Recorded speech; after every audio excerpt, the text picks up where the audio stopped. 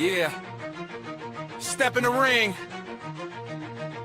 Gotta play my life on this song. Yeah. Yeah. What is Spotlight Sports? Crowd go wild when the spotlight sparks. Every finisher lands, every storyline arcs. From the ramp to the ropes, from the chance to the sparks. We live for the show. Hitting the marks. Step in the ring, it's a war zone spark. Roman Reigns with the spear, leave a legacy mark. Kenny Omega with the V-trigger, cleaner than art. MJF talk slick, cut promos that scar. Okada with the rainmaker, money flows hard. Seth Rollins curb stomp, burn it down, no guard. John Mox with the paradigm, shit blood in the yard. Jay White with the blade runner, switchblade sharp. Bianca Belair, whip crack, hair snap charge. Will Ospreay with the hidden blade, aerial barrage. Claudio swinging bodies like a carnival park. Darby Allin direct list, paint face dogs. All the flair figure eight. Legacy arc, Hangman Page, buckshot, cowboy spark, ricochet flips insane, gravity disc bar, the young bucks, super kick party, double tap start. From AEW to WEROH to NJPW charts, every move, every feud, every pop from the marks. Crowd go wild when the spotlight sparks. Crowd go wild when the spotlight sparks. Every finisher lands, every storyline arcs. From the ramp to the ropes, from the chance to the sparks. We live for the show, hitting the marks. Crowd go wild when the spotlight sparks. Every finisher lands, every storyline arcs. From the ramp to the ropes, from the chance to the sparks. We live for the show, hitting the marks. Crowd go wild when the spotlight sparks. Spotlight sparks, spotlight sparks. Crowd go wild when the spotlight sparks. Spotlight sparks, hitting the marks. I mean media. It is Tuesday, June 2nd, 2026. You're tuned into the Hitting the Marks Pro Wrestling Podcast, powered by the Hameen Media Group, patreon.com/Hameen Media Group, and of course, presented by the HTM Podcast Network. On this week's show, we're talking Clash in Italy, King and Queen of the Ring, and the prophecy coming at us from the land of the rising sun. But before we dive in, it's my obligation to remind you this is a podcast by the fans for the fans, bringing you all the news that is news from across the professional wrestling world. Keep up with the show by searching Hitting the Marks on your favorite podcast listening device. My name is Dr. Michael Jargo, PhD, and of course, I am joined by the man, the myth, the legend, the frugal, the real RBV. Huckleberry, welcome back to your show.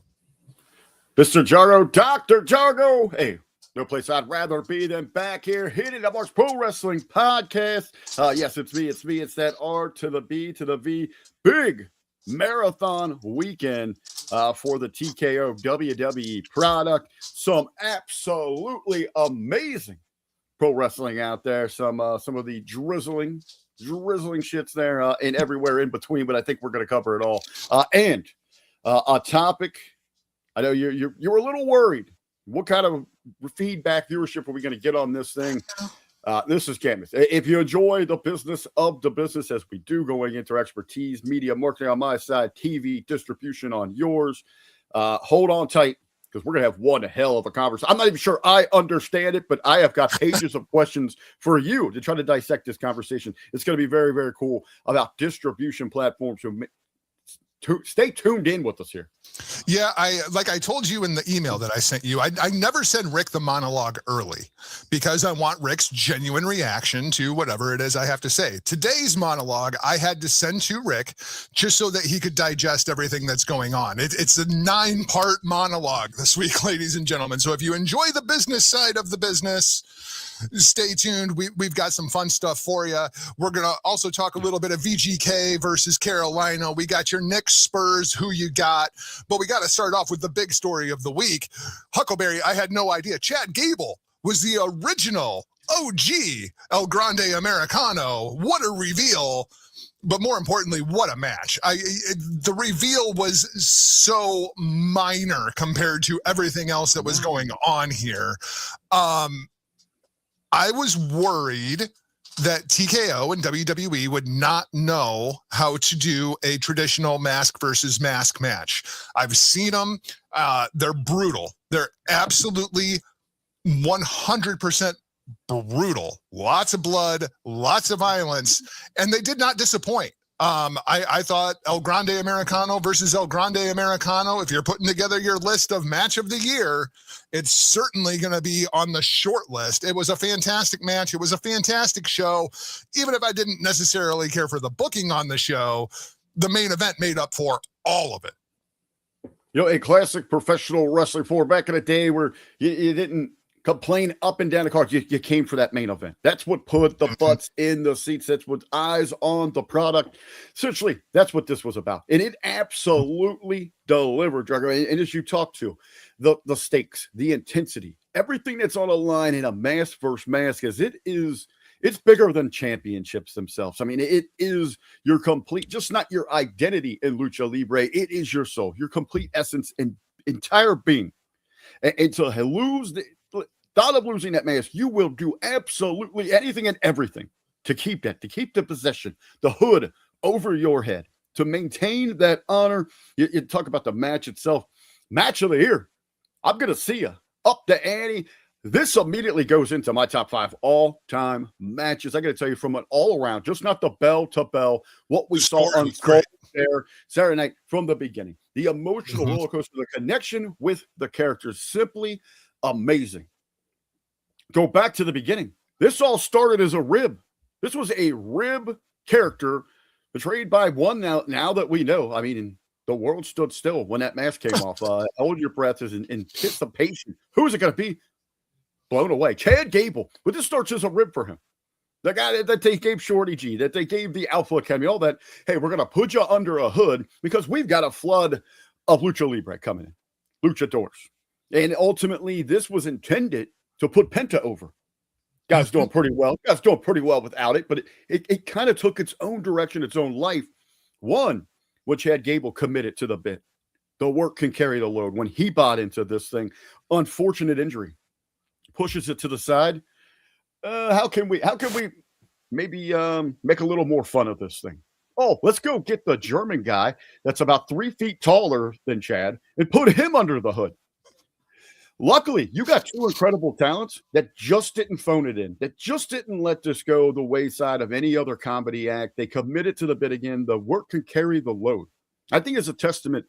Timmy Baltimore put out a great take the other day and said people not only would have thought you were crazy, they might have slapped you a year ago if you said the professional wrestling world would be turned on its head and the best feud of the year would have been Chad Gable and Ludwig Kaiser. He would have been out of any conversation. But here we are. And those two have proven that they are absolutely amongst 2 of the best in the world. To go a little bit deeper into that, the story that they took us on, this incredible journey. One, I think the true MVPs in this is the culture and the fan base around AAA. I don't disagree. In America, in typical Western society, we are so full of ourselves in that woke category that we scoff at something like this. We have Europeans pretending to be Americans, betraying Lucha Libre, luchadors, Mexicans. And that would be, oh my God. I mean, that's like blackface, or remind me of the Snow White movie recently where cultural appropriation. I mean, that's really what it is. They couldn't cast midgets to play the 7 dwarfs. And you even had someone like Hornswoggle speaking up saying, you just took jobs from, right. my people, because of the culture appreciation. And then the wokeness of it all. It shows if you get somebody to do it right, to buy into the craft, to give you the absolute best. Those fans, largely, 95% Hispanic, they didn't care. They just wanted to buy in. They wanted to be a part of this. And they were the true MVPs that carried this. That's where we were at there. In the energy across the board, but especially Saturday night, you could feel that anywhere you were in the world. It was a magic that all of us that made us fall in love with professional wrestling. And we got that Saturday night. Everything about this thing was incredible. You talk about the match itself, just it's hard hitting, it's brutal, everything on the line to save your mask, but how they tied the stories together. You get the side players together, the side kicks under the mask. We had the blind comedian there. We have the throwback to the Exotico. The girlfriend finds her way into this thing. They sell it. And then you talk about just the unveiling of Chad Gable. What a great Rocky IV moment. The speech that he gives to bring the crowd back over. I started this journey because I wanted to destroy everything this is about, but I learned about the respect, the tradition, to be able to honor this thing. This is my family. And it kind of leaves me wanting more. The questions, where will we go with each of these characters now from here? I'm ready for more. And I haven't had that feeling in professional wrestling in probably a decade. You say, where do we go from here? That was one of my big questions too. There's one obvious response here, right? you have to do El Grande Americano versus Dirty Dominic Mysterio for the Mega Championship at Triple Mania. Like, that has to be the main event of Triple Mania now, right? Yes, as we build up the biggest 2-day Triple Mania ever, you get that TKO marketing machine behind it. You've showcased what this Lucha Libre is about now to the larger WWE audience. Let's go full steam in this thing. I think you got to do it. It's got to be him and Dirty Dom. You and I talked a little bit how they were running that thing Monday. They ran that match right after Raw, early start time. I hope a lot of people hung in there. And I love how they transitioned. I worried they were going to cut it and try to go to a new feed. They fed it right into the same stream as Raw. Man, I hope that a lot of fans stuck around for that, because even if you really weren't familiar or you just saw what they were giving us on Raw, which I thought was a travesty, I did applaud it because at least they were marketing it, letting us know where to watch it, when to watch it, a little bit what was going on. But I almost think that they almost erased all that by putting that on Monday and actually showcased it properly. If that was your first time seeing anything with it, watching that, you could still feel that and understand that this is a big deal. I think that's pretty. I think you got to go with El Grande Americano Dom at Triple Mania. And I'm very, very interested to see the direction of Chad Gable. Is he going to be like a hero's welcome when he comes back to the red brand? Could he still pull off the major heel aspect of this? A lot of great questions to be had. Or does he just stay south of the border? Ben and I were talking about it yesterday. Ben was like, there's a lot of things you could do with him, maybe with Penta and that, but maybe he just says, hey, I'm good down here. I can get to some great storytelling, some great wrestling, probably getting a good payday down there, working for Michelle McCool's husband. And I think, just in case anybody is curious, I expect the other main event will be Psycho Clown versus Pagano. That very much felt like the direction that they went earlier in the card. And those two guys, you can headline in Mexico with Psycho Clown versus Pagano, and then you do El Grande Americano versus Dirty Dom night one in Vegas, right? Man, I really would. I'd hate to take that mega championship. Those two hot acts, because they are over both places, Dom and Americana Grande. I was like, you got to put that in Mexico. I don't know what you do the first night. Yeah, because I don't know if Pagano versus Psycho Clown sells tickets in Vegas. Like, that's my fear, is to sell those tickets in Vegas. I almost feel like they have to headline with the Mega Championship. And then night two is going to feel like the letdown. It'll be like the opposite of WrestleMania, where, night one will be really good, and then night two will be more so for the Mexican fan base. You know a little bit more of the depth of that roster, who could step up and challenge. Vegas, he's already proven to be a hot seller. Last year's WrestleMania, he was amongst the top, over 1 million in his own merch. Could Penta an Intercontinental Championship headline night one? I mean, if they build a story for it, you bet. Vikingo, I think, is also going to be inside of that mix, where he could headline one of those nights with the championship. He just won, the International Championship that he won over the course of the weekend. People really, really hate that kid. So you could put a solid baby face against him as well. Maybe go title for title with Penta. Could Chad Gable work his way back into a big match? Just throwing some ideas, that I know will sell in Vegas for them. I know you're a little bit of a purist. Hey, we got to protect our own inside of the realm of AAA Lucha Libre, but it's more so what's going to sell the tickets, right? And that's why I think Psycho Clown versus Pagano, because those two guys can have an absolute bloodfest that the Mexican fan base is going to eat up. People are going to side with Psycho Clown. People are going to be against Pagano, even though it's very much seemed like it was the other way around the other night, which was kind of weird for me. But then in the States, where you're trying to capture that American fan base, you go with El Grande Americano versus Dirty Dominic Mysterio. That just seems like the logical. He just says it seems backwards to me because you're built up to that night too. I know. Yeah, I get it. But hey, I know he's not Mexican, but South American, is that considered Hispanic? Could we throw Bad Bunny in there somewhere? If you could get him to do it. He does love wrestling. He's shown it. He'll make that commitment. And if you ask him, hey, we want you to help elevate this brand here. Yeah, maybe. Maybe. It'll definitely be interesting. We will talk a little bit more AAA here a little bit later on, and kind of where they're falling into this media landscape, because I do think that them putting that Mascara versus Mascara match after Monday Night Raw last night, I think they're pitching hard with the momentum that AAA has. Let's put this on Netflix. I love that insight there. Like, I didn't think about it because I was asking the question. Who possibly at TKO saw this and said, why doesn't the rest of our products look like this? I think you are probably 100%. This is a great pitch. And that's, again, hopefully why people, they can look at it inside of their metrics. How many people hung around for that late part of it? And of course, people like a babyface, people like a heel. It was very clear that one Americano versus the other Americano, you knew who the fan base was for. And that's when pro wrestling is at its best. We segue that into regular sports. Huckleberry, who is your babyface? Who is the heel? The VGK, the Vegas Golden Knights, throwing down against the Carolina Hurricanes tonight. I guess for me, as you know, somebody who is a business partner of the Vegas Golden Knights, all of their games are aired on Scripps Sports. They're the baby faces to me, even though I'm guessing most people view them as the heels, and Carolina will be the underdog favorites here. Well, this is a little interesting, and as I know we're going to get to the counterpart of this with the NBA. I think for the NHL, this is really a great opportunity.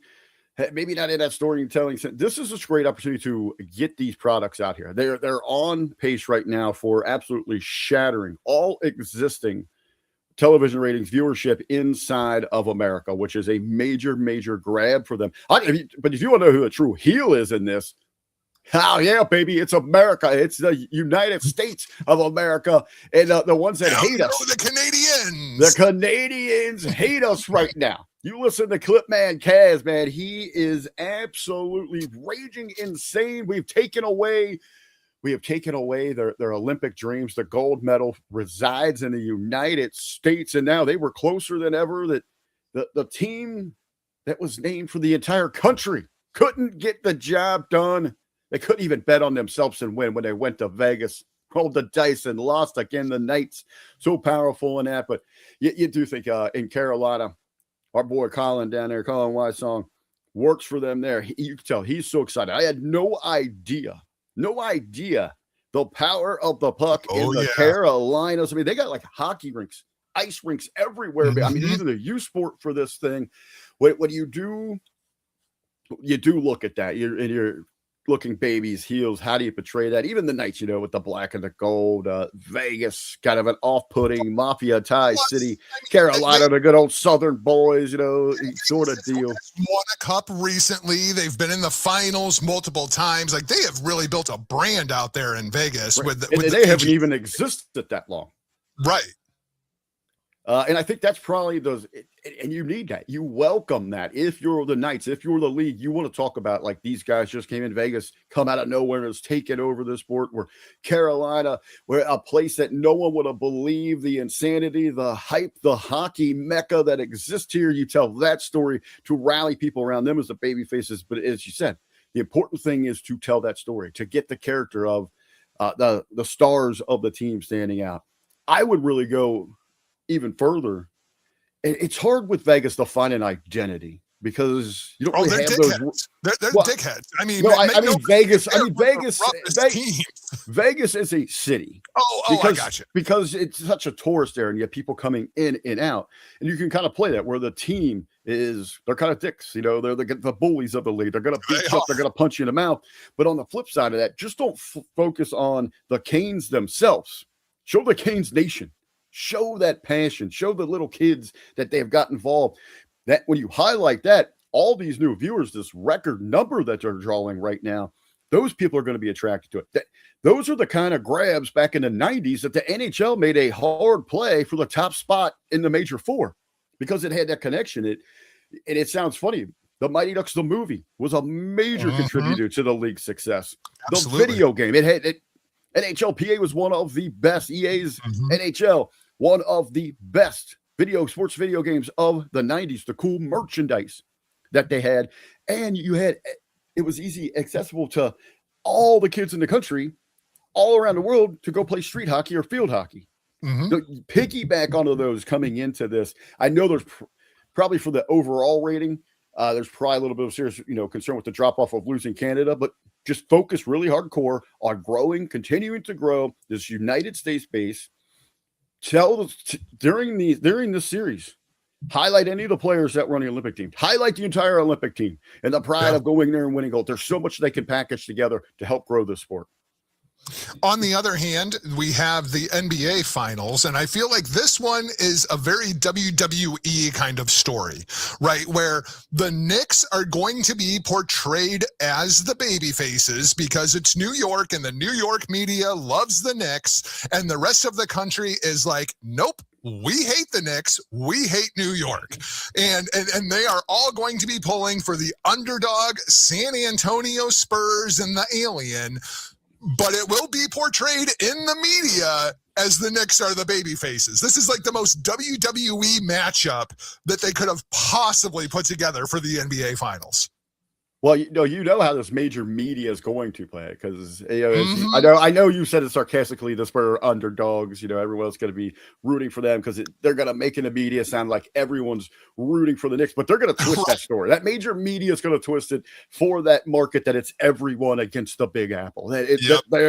Obviously they are, because just when you really look at that resume and the talent that are involved here, not take away from the Knicks, they are playing incredible basketball with it. They had figured it out. They got it right at the right time going into those playoffs. Stumbled in. People had concern. They barely survived that Atlanta series. But since then, they have just been heavyweights throwing haymakers, knocking mofos out. TKOs, no pun intended there.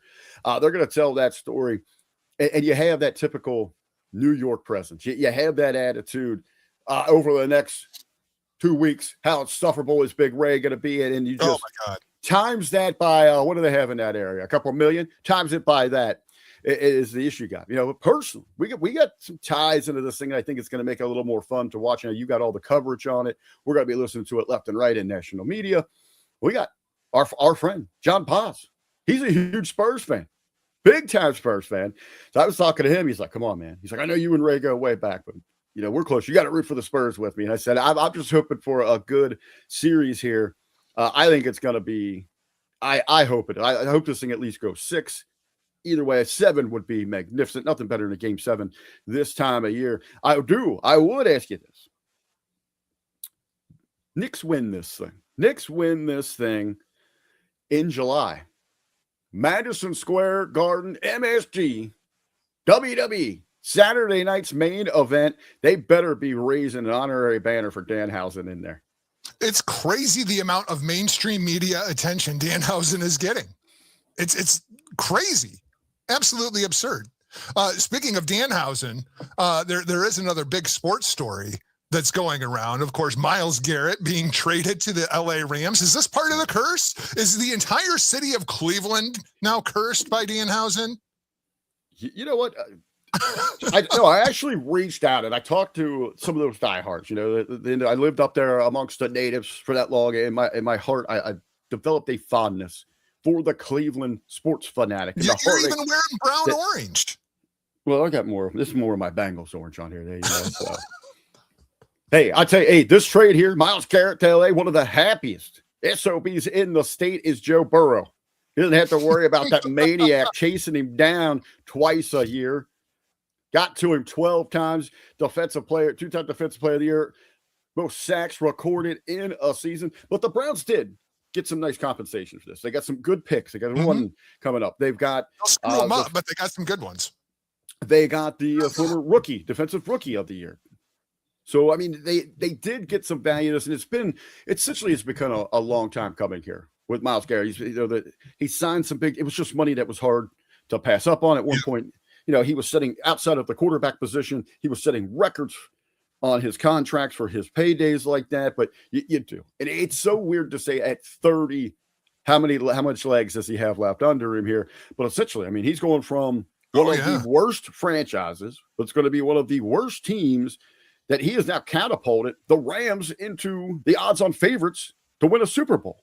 It's Super Bowl or bust for the Rams at this point, right? And sadly, that we could be looking at. Don't we get ahead of myself, but we've got an opportunity. We've got a special core here. We've upgraded our defense big time. Obviously, an amazing offense. We could be looking at a rematch from 5 years ago in that Super Bowl, the Rams and the Bengals. Oh, stop. What? Hey, it is a very real possibility. We're one of the stronger teams. We have revamped our defense. We're there. I'm just saying. But it is still kind of weird. The Rams that we're talking about them pretty much cruising through their division when they're in there with the Seahawks. I know they've had a couple significant losses, but they're still pretty damn good. And they routed the Patriots in the Super Bowl. They were kicking ass all the way down that stretch last year. They were doing pretty good.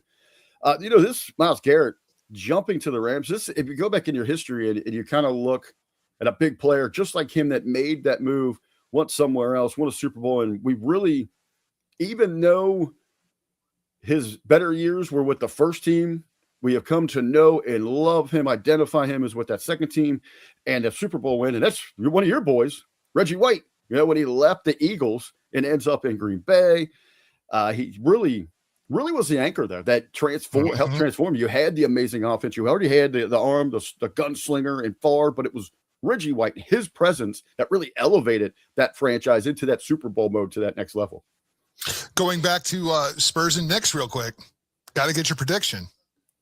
I'm taking Spurs in 6. Who do you got? I would put my money on what you're saying there. Wouldn't be so damn good. I saw some stats today. He is on the verge in this series, especially the longer it goes, the more he's going to put up there. But he is on the verge of joining the ranks of Olajuwon, Ewing, and Duncan for like 500 points, right? A couple hundred rebounds in the playoffs. Mm-hmm.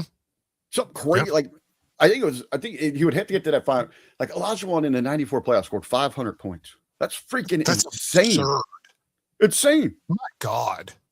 That was a good. Do you think one of those 2 years that the Rockets won that they would have been able to beat those Jordan Bulls? No. I don't know, man. Those were some good Rocket teams, especially that second one. Especially Absolutely. that second one when they added Clyde. Oh yeah. But no, I don't Jordan would have been like when they went out and traded for Clyde. That was a punch in my back, a stab in my back. They didn't even make an offer for me. I had to beat them.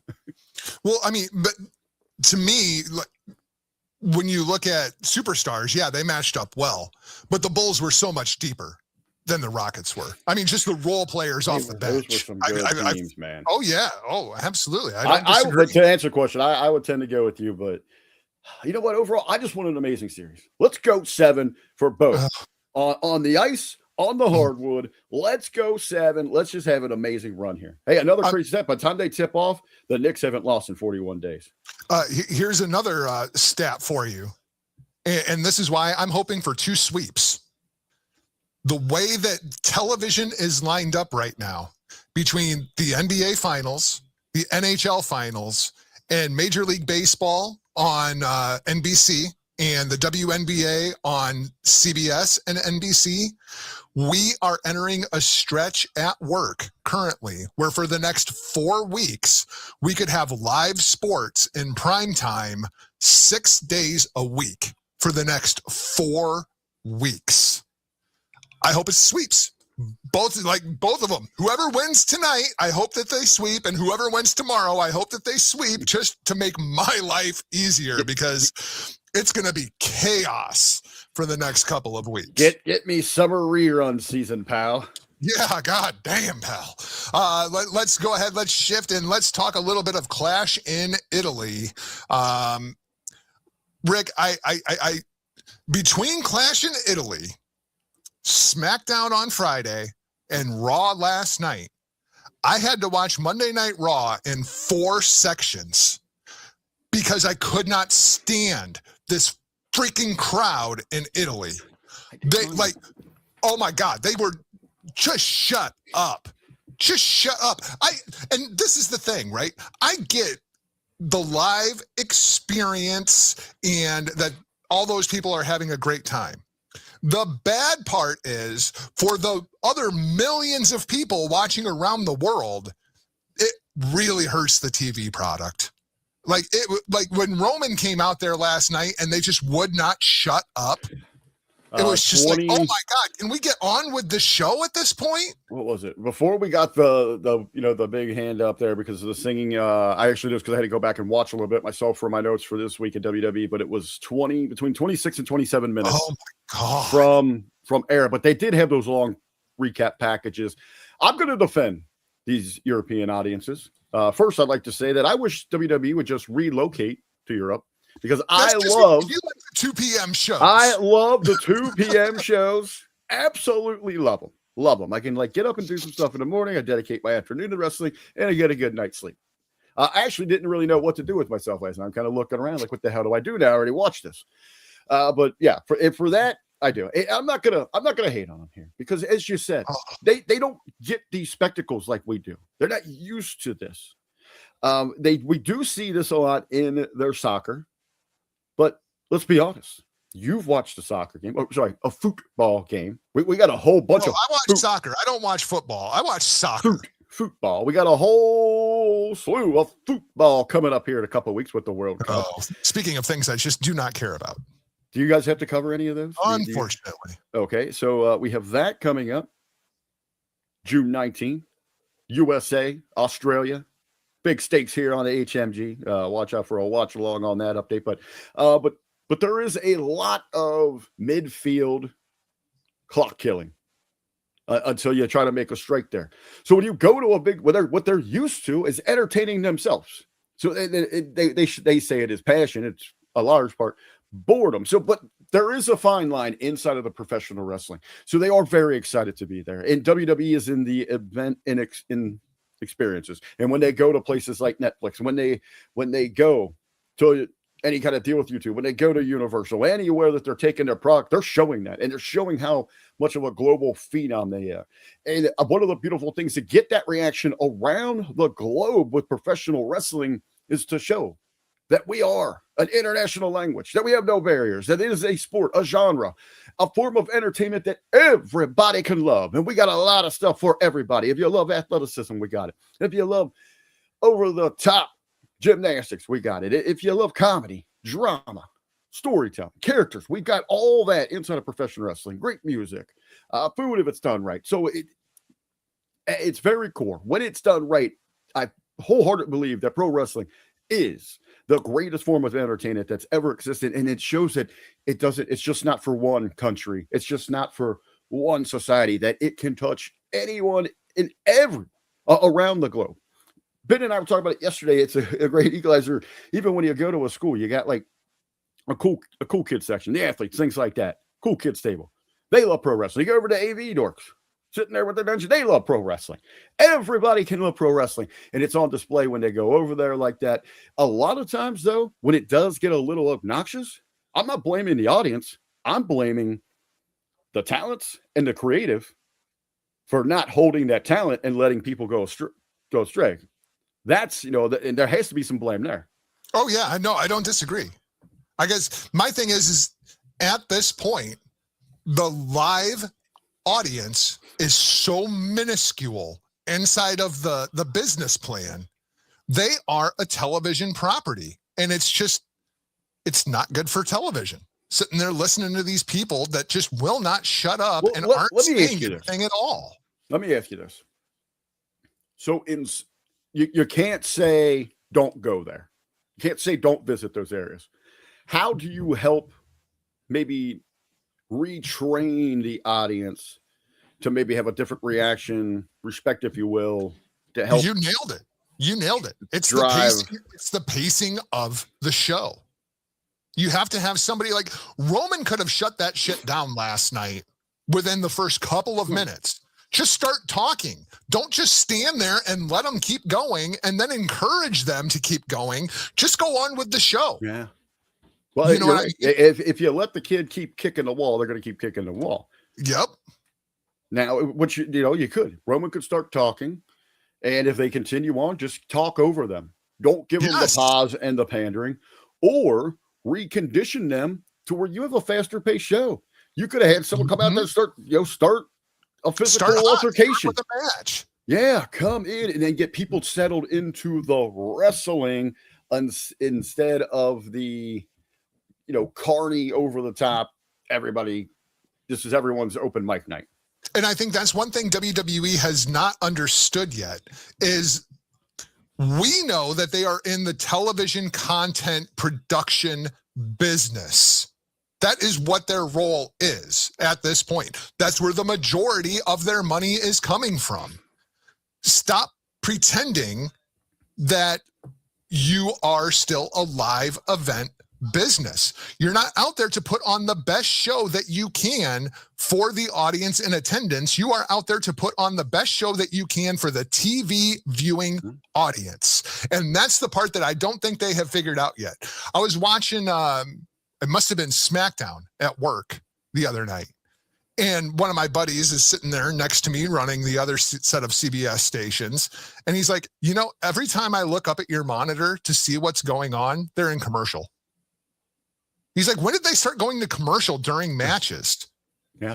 And it's just like, here's a guy who's a casual fan at best. And he's just like glancing over every once in a while just to see what's going on, see if anything catches his eye. And all he's seeing are commercials. You talk about the link between the distribution. That is the home run there. That's the number one generator. Especially, I would love how the NFL, their take on that is, looking at the live audience. Really, we know how they feel about that, but how do they try to entertain that live audience? For the NFL, one, it's distribution, advertising, merchandise, premium ticket holders, premium clubs and private seating, things like that. Then it's the average Joe that's out there that hoot and holler, that they're here for the diehard football. They structure theirs a lot different. It's not, when they're at break, but they'll try to do some things to entertain you. You got some things on the Jumbotron. They'll have announcements and things like that, but the commercial breaks are so much shorter. But for that home audience, we're getting a lot of breaks in wrestling, especially when they do that in the middle of a match. Mm-hmm. They still continue to wrestle, but you could tell the difference because it slows way down. That's when you start. That's when we come back from a break and they're singing and they're doing their own thing because we've lost them. Yep. Yeah, and you're losing both audiences. Right. You're turning off the live audience who you're losing them to go do their own thing. And then they start irritating the home audience. The sing-alongs or volleyballs or all, the beach balls. So now you're alienating both audiences because you're trying to squeeze all of these advertisements in, which I think we're both in agreement that they're good because they're money makers for you, but you've got to reformat your shows here. One, give us to those in between the matches. And then in between the matches, when you're at break, you use the likes of a Danhausen or somebody to go out there and entertain them so that they don't feel that they have to become their own entertainment value. Yep. You're not wrong. You're not wrong. Let's start with the ESPN portion of Clash in Italy. They start off with Gunther versus Cody Rhodes. Evidently, Cody was a little bit frightened of how the Italian crowd would react to him, especially with Gunther being from Austria, bordering there on Italy. Gunther did absolutely get a babyface reaction, but if you're Cody Rhodes, you've got to be ecstatic because boy, did they give him the reaction of the conquering king. My God, Italy loved them some Cody Rhodes. Cody goes over Gunther, albeit with, some chicanery. And that's the part that I didn't like. Number one, this felt like the first half of a match to me. Right? The match goes 12 minutes, and that was because of the ESPN audience. These two guys got a lot more in the tank for whenever they do this rematch. But the thing that really bugged me, especially after the women's match following this, they did the same finish on both matches, and neither one of them were clean. Similar. We had the leg to the rope. We had one. The foot to the rope.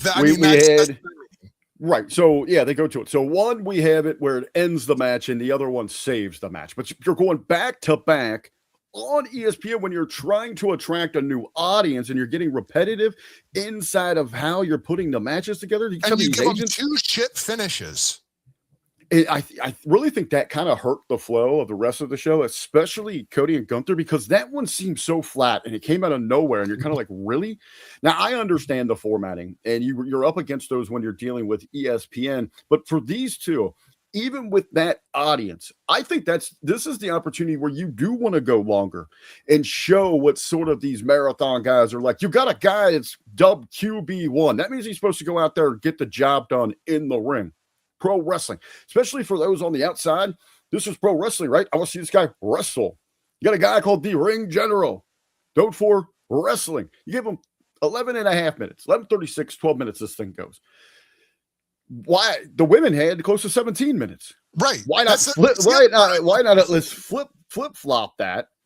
Give those two, the guys, the time to go out there. Give them the 20. And you've got two guys that can go out there and give you a 20-minute match, and you had one girl that can go out there and give you a 20-minute match. So they give the women more time.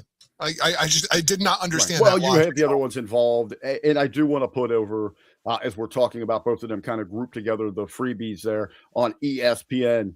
She's getting better each and every time out. This is Jade's best match. We said that WrestleMania is the best match. This is her best match. She is starting to get there. It's starting to click for her. Her character's starting to click. Well, it only took what, like 7 years? 6 years, 7 years, right? But really look at that. Really break that down. She never really had a formal training. She was at Nightmare Factory for a little bit, got thrown right in there. Her first match, because of the way she looks, absolutely dubbed a superstar from day one. First match involved Cody Rhodes and Shaquille O'Neal, for God's sake. Right.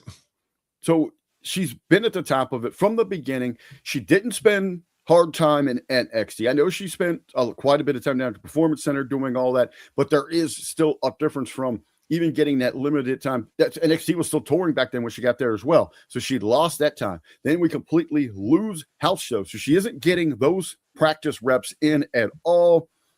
I'm not going to hate her. I think she's progressing. She's getting better now than she ever has been. It's starting to work. I'm interested in her direction here. I hope they're going to put her into a program. I don't think Jade and Charlotte need a title. I think they can go out there and do something on their own. I think at SummerSlam that'd be a great special attraction match. They look great. To me, that could be something to follow back up with one of those nights at SummerSlam to put on ESPN. Are they going to be able to get a free hour on ESPN? Oh, Where are we at in football season right there then? Late August. Might not.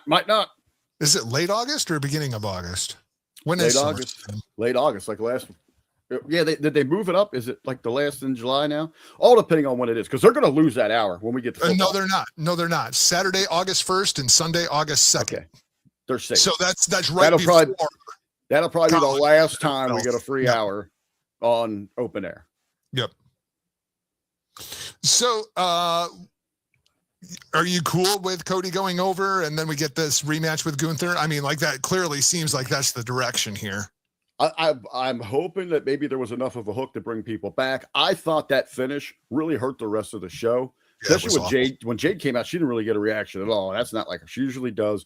People seem down for that ladies match because they're still kind of scratching their heads. We had kind of that hangover, like WTF happened there. Like that's what you're giving us to kick this off. This card going into this thing looked better than both nights of WrestleMania on paper with the matches they had here. So I was surprised. I thought it is time. It is time to move away from Cody Rhodes in the championship. Please God. You look at a case where the Intercontinental Championship needs Penta. He is elevating it right now, doing a great job with it. Cody Rhodes is one of the absolute best professional wrestlers in the world. He actually cares about it. It means so much to him to be in that position. This is stale, though. This is not a knock on him. That championship is becoming an anchor. It is weighing him down. Every hero on their journey needs to elevate their reason for us believing in them.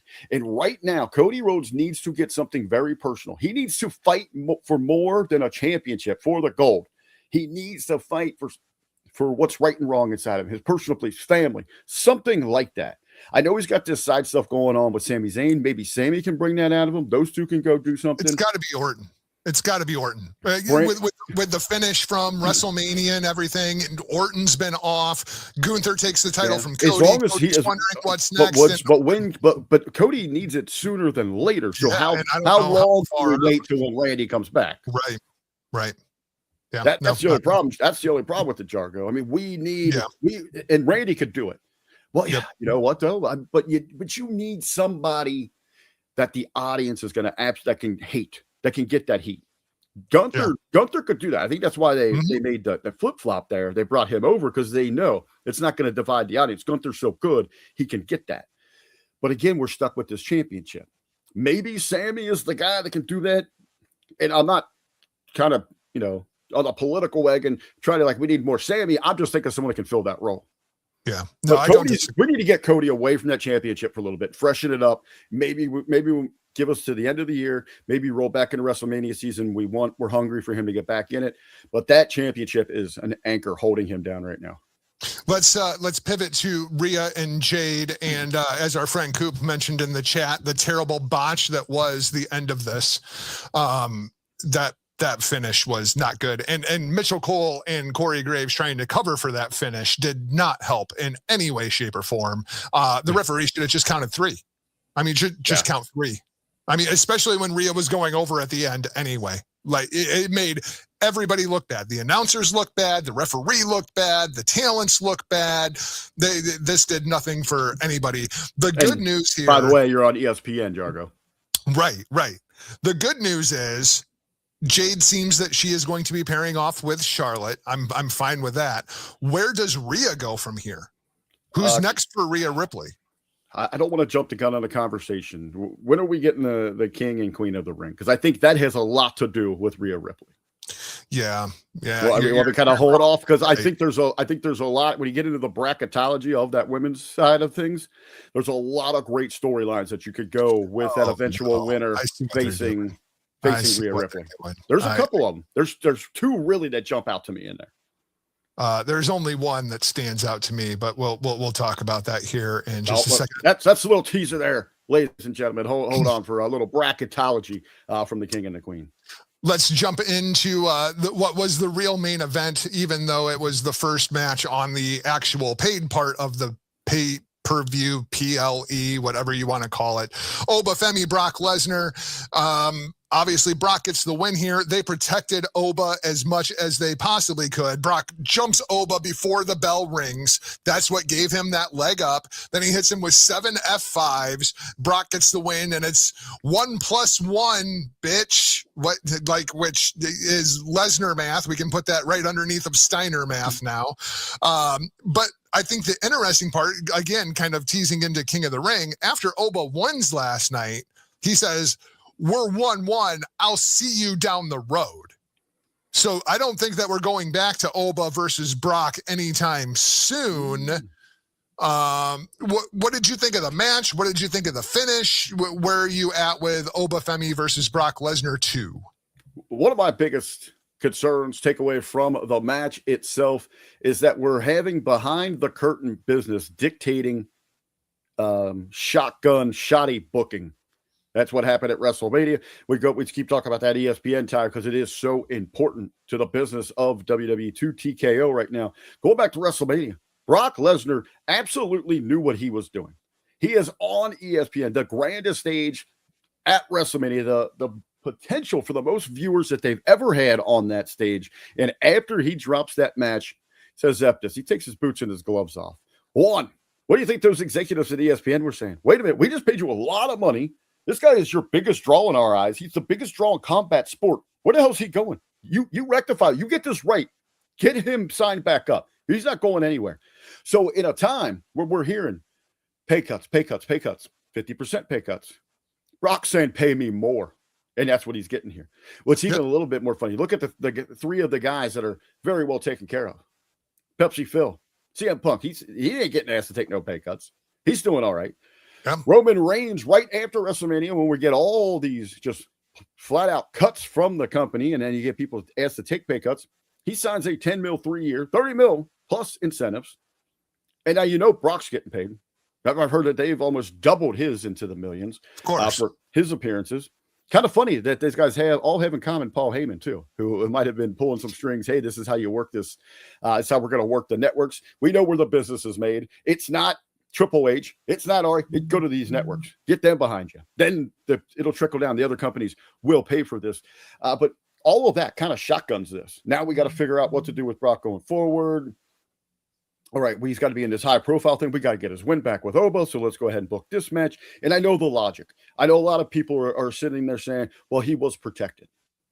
I put in my notes for this thing. Oba looks stupid. Juggo, I disagree. If I get in a fight and you hit me with a baseball bat, you might get me twice because of my adrenaline. I might charge you again. You're not going to hit me 7 times. I'm going to figure out a new strategy real quick to avoid that. I even hit my notes. Stop getting up. Stop standing up into an F5. So I thought inside the match, he looked kind of stupid. I'm looking at the business of it.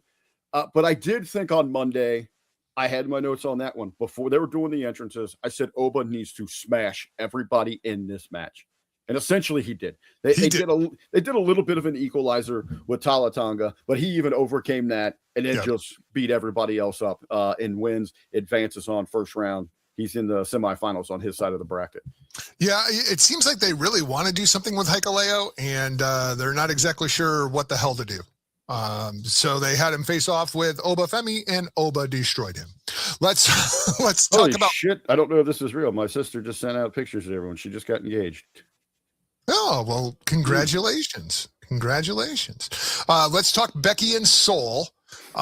Speaking of engaged, Sol Ruka, now you're engaged to the Intercontinental Championship. That's her new ring. Her first win on the main roster is, winning a championship. But once again, I mean, you want to talk about making somebody look stupid. Becky Lynch might be the dumbest person in the entire company because she keeps signing contracts that allows Jessica Carr to be her official. I do not understand it on any plane of existence where this makes any kind of sense.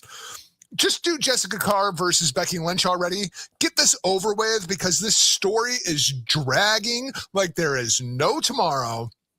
And furthermore, if Seth Rollins is going to be your number one babyface on Monday Night Raw, and you have his wife also on Monday Night Raw, shouldn't they be at least on the same side of the ledger? Like, it just doesn't make any sense. They don't need to be like mixed tag or anything like that. But since they've even been so, it's one thing like if they didn't bring it into the WWE universe. Right, because it's not Colby Lopez and Rebecca Quinn that are married. It's Seth Rollins and Becky Lynch. Yes. Yeah, once they cross that threshold into the WWE universe, now they got to have some kind of coherency between these two. You're absolutely right. Hey, I've been saying this for a while. I said, Becky is the best that everybody's talking about. Wouldn't she be smart enough to write into contracts? Jessica Carr is not officiating my match, period. Right. Inside of that, I'm thinking this is probably another women's specialty match at SummerSlam. We've got some events. We got Night of Champions. We've got a Saturday night's main event. But I think to me that says probably a specialty at SummerSlam with those two. But you're right. I feel like this has been happening a little tit for tat between these two for over a year with no advancement. It's like going on a year and a half, it feels like. No advancement inside of that. Now, let's go to the other side of the coin here because we've been very closely watching this since her call up post WrestleMania. And the consensus between us, regularly talked about here on the show, once Sol loses that rhythm of her floor routine, she has trouble catching back up. And I thought it was the same thing here. This was her best outing that we've seen since the call up. Mm-hmm. But and then to put the Intercontinental Championship on her, I feel like it's putting a Band-Aid on a broken leg. And we've seen this fail so many times in recent memory. Bird Girl, Lyra. Oh, we're going to put a belt on her. People will just know she's a big deal because she has a belt. Wrong. Look at her. Just a bet would say, look at her. Julia. Same thing. We'll put the belt on her. People will admire that because she's a wrestling machine with gold. Wrong. Without the character and connection, no one's going to care. Now Sol does have some, she does get those reactions out there. There was a connection with her from the NXT that has carried over a little bit, but not strong enough to carry the flaws that she is demonstrating each and every time out. I know over in the chat they're talking about Mr. Q Potter, that big deals. Hey, can you get a deal, as you said, on a new finisher for her? Can we just put the Soul Snatcher on the shelf for big moments? With that said, the Soul Snatcher, not in the corner, but the one that she did like in the middle of the ring where Becky caught her in an armbar out of it. Yeah, I do like that. That was like a sweet spot. That was a really cool spot. I like that transition. And again, go to Monday Night Raw. Let's tie this all in together. Who that the promo. hell? Who the hell is writing this? Oh, It's because all of you just sitting there like, oh my God, they actually convinced her to go out there and do that and say this. What's up with this? even the "I'll snatch your soul." Yes. Bitch, you are a surfer girl from Hawaii. Oh, Like- I thought she was changed the gimmick and she was just Soul Con now. She's out there just taking souls. Hey, it's always with the soul. Talk a little bit more about your snatcher. That'll get the ratings up. That'll get some interest in there. But whoever's writing this for her and getting her to go out there and try to deliver this is just That's pitiful. great. Yeah, terrible promos. It's just absolutely terrible. Speaking of terrible promos, let's move to your main event. Roman Reigns versus Jacob Fatu, tribal combat. At least I understood the psychology of this match. You know, I'm going to try to break Jacob's hand so that he can't put the Tongan death grip on me. That makes logical sense. Other than that, I thought the match was okay. I mean, Well, there was a couple things. This is not a good matchup. I mean, just like the way that both of those guys work, it is just not a good matchup. I am ready to go back to all gas, no brakes, Jacob Fatu, and Roman can go back to I only drive, 55 during WrestleMania, and the rest of the time I'm stuck in second gear, but it works for Roman Reigns because he's a shit-talking fool. So it works. His slow, methodical pace works for Roman Reigns. It does not work when you're in a match with Jacob Fatu because Jacob has to slow everything down to Roman's pace, and it just does not work. I more enjoyed the pacing and the meshing of styles this time around much more so than Backlash. I thought they did a much better job with it. As you said, the logic inside of the match, I've got to take out that hand to eliminate the Tongan death grip. You got that on early, and he's throwing everything. Man, you talk about good spots. Man, I was like, oh man, it hurt at home watching when he like darted the stairs and it just hits Jacob in the head and smashing his head out there like and I know inside of wrestling, we have to suspend our disbelief because it's pro wrestling, and the brutal beating that Jacob was taking, but he's a Superman werewolf, so he can come back from that, he's still throwing and shaking and all that. And the other thing, we know this. Roman Reigns has to know this. Roman Reigns is Samoan.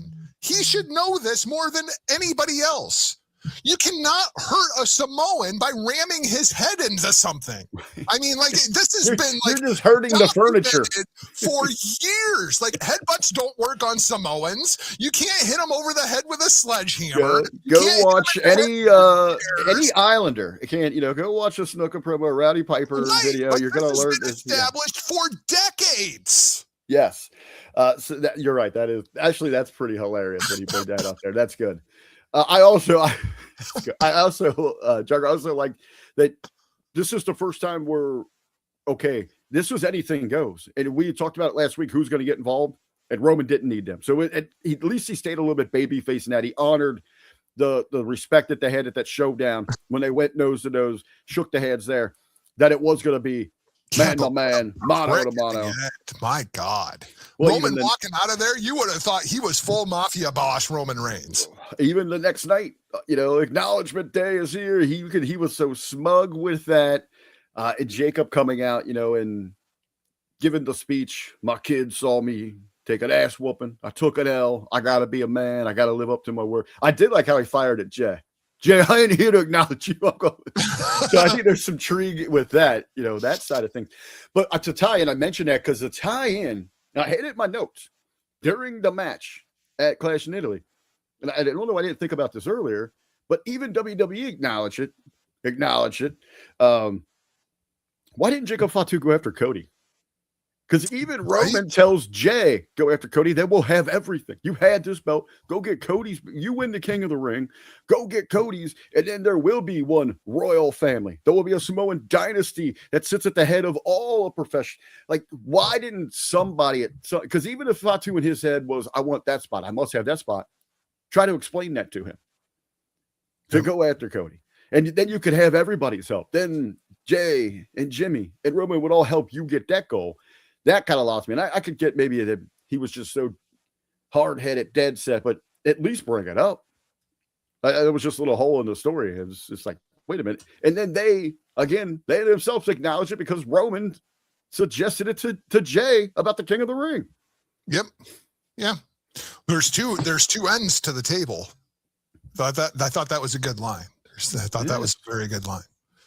So that's a perfect segue into King of the Ring. Obviously, last night we saw Obafemi takes out Penta Solo as well as Carmelo Hayes. No big surprise there. It looks like this tournament is going to go all throughout the month of June. So we have 3 more 4-ways. Dirty Dom, Braun Breaker, Trick Williams, and Damian Priest. The winner of that match will face off with Oba. Then on the other side, we have Seth Rollins, Javon Evans, Tala Tonga, and Ricky Saints. Boy, hold on. There's been some updates to that. Oh, there is. They have replaced Ricky Ain't, because he ain't getting any reactions anywhere. Well, they have replaced him in Tala Tonga with Sami Zayn and Drew McIntyre. Oh, okay. Well, yeah, I'm clearly looking at an old graphic then. And then I think it just happened Monday. Okay, and then on the other side, I have Jey Uso, LA Knight, Royce Keys, and Finn Balor. All right, so they have switched it up here. So you've got and it's only on that side. So you have Rollins, Evans, Royce Keys, Sami Zayn, then Uso, then Knight, McIntyre, and then Finn Balor, who out of nowhere has now been moved to SmackDown. Yeah, that's kind of weird.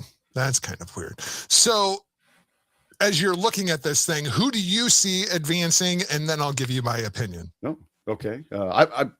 Anybody to go full into it. I even got my graphics that I had on this week at WWE. So you get on to patreon.com/Media Group. Check it out. We did a really cool breakdown into the bracketology. So obviously I had Oba advancing there. Mm-hmm. On that side of the bracket down below, inside of that, man, this is a fun one. Anyone could win this thing, I think. Maybe, except for Damian Priest. But you got Trick Williams in there. You got Braun Breaker. You got Dom Mysterio. I have Braun Breaker winning that one. And it just we disagree already because I go Trick. Man, like I said, really outside of Priest, I could see anybody. Dom stealing one. He is much needed in some kind of direction right now. He's even openly said that they don't really have anything for him right now. Well, I think Dom's thing is going to be selling Triple Mania. I think he's going to be spending a lot of time in AAA over the course of the next couple of months. Braun Breaker is currently one half of the tag team champions along with Austin Theory. So he already has a direction there. So I see the tie in there. So Jar, are you going Oba Trick play-ins? We do some history with NXT. Yep. And then Oba goes over. Oba moves on to the finals. Okay. I have Braun, obviously here moving on. I have Braun Oba. I have Brock Lesnar returning to cost Oba that match to further build down the road. Like you said, Oba said down the road, Brock's going to call where that roadblock, where that dead end happens, probably SummerSlam. I have that there. You also have those times because Brock and Heyman, Braun and Heyman could be who orchestrates this thing. Again, you're somewhat protecting Oba inside of the match. You've got another supernova down there in Braun Breaker, who I think needs reignited. We got to get him really, really hot again. I have him going to the finals. On the other side of that top match, I have Seth Rollins winning that. Agreed. He's the biggest star in this group. Yep. He goes into that semifinals. The Uso, Knight, McIntyre, Balor. I think this is really kind of a throwaway. In my picks, I just moved McIntyre along in the tournament because it'll be a big return for him. Get a win there. Moving on, I have Seth beating McIntyre. My finals would be another, let's go at it again. The big program there on Raw would be Braun Breaker versus Seth Rollins. I have really hard time committing to a winner. So I say we don't even crown a king. This match gets thrown out somehow. Both are granted opportunities at SummerSlam. Triple threat with Roman Reigns. There's a ton of story there for all of them. Look at some of the great moments, and imagine a moment to really make a star in Braun Breaker, to have him beat Roman Reigns and Seth Rollins in a match to take a championship. I'm thinking of going back to Benoit beating Shawn Michaels and Triple H in a single match, to Bryan Danielson beating Randy Orton and Dave Bautista in a match. I know it wasn't a single match, but in a big event, maybe you could set up something where Jericho beat The Rock and Stone Cold Steve Austin. One of those big moments, to me, that's where I'm looking for the long term with Braun at the end of this thing. So I also put Rollins over, and I put Jey Uso over in the first match. So then you have Roman putting the pressure, pun intended, on Jey Uso to win this thing. Not necessarily because he wants Jey Uso to face off with Cody Rhodes, but because Obafemi is looming on the other side of this bracket, and Roman has been very clear he wants no part of Obafemi. He also doesn't really like Seth Rollins. So you have that bloodline connection, and Jey Uso goes over Seth Rollins in the semifinal, moves on to the final, where Roman is like, you better be Obafemi, because I want nothing to do with facing off with Obafemi. I am not going to fight Obafemi. And then Jey Uso goes out and loses to Obafemi, and the ruler gets his crown. And then we're finally set up for Roman, you can't duck me anymore. Obafemi is coming for Roman Reigns. That's the way that I see the men's tournament kind of shaking out. I don't put Obafemi in this tournament if he's not winning this tournament. I can see it there. I'm looking for some of those different tie-ins. And remember going back a couple weeks where you had kind of said, hey, this is the direction they're going, and it was just something in passing, and I kind of dismissed it at gorilla position. Remember when Roman and Seth had that face-to-face when he was looking for Jacob Fatu? Were they foreshadowing, showing us my way a bit of that hand there? And I think, for those deep inside the bubble, sure, we might mock and say we don't want to see Roman Reigns and Seth Rollins, but for that larger audience, that is a draw. That's a sell. Yeah, absolutely. Two of the biggest stars in the company, whether you like them or not. I mean, that's just kind of the reality. And I think with the men's side too, is we talk about those different directions. What's good about it, the intrigue, what really sets a tournament off, the high stakes of getting a big match like at SummerSlam, like what they're doing right now with the Owen Cup would stand out so much more if within AEW I didn't have 4 or 5 other tournaments. So there's one real one, and there's the intrigue that of these different possibilities. What kind of hurts the Owen Cup right now is the foregone conclusion that this is going to be Ospreys to win, where we got different possibilities here that could make for interesting stories. And when we flip to the women, I think we got a handful of intriguing options. Now, did they revise the women's bracket as well? Not that I've seen. So I'm pretty sure that what you've got is set. I know the biggest concern over here, everyone's up in arms about, is why is Liv Morgan in this thing when she is a champion? Any sense. I mean, honestly, it doesn't make any sense. The one thing to be honest about is they don't have anything for her. There's no challenger for her. Right. A lot of people forgot that she's had this thing, but I think there are a couple of storyline points of interest that we could look at with her here. One, what a great achievement to add to your growing resume.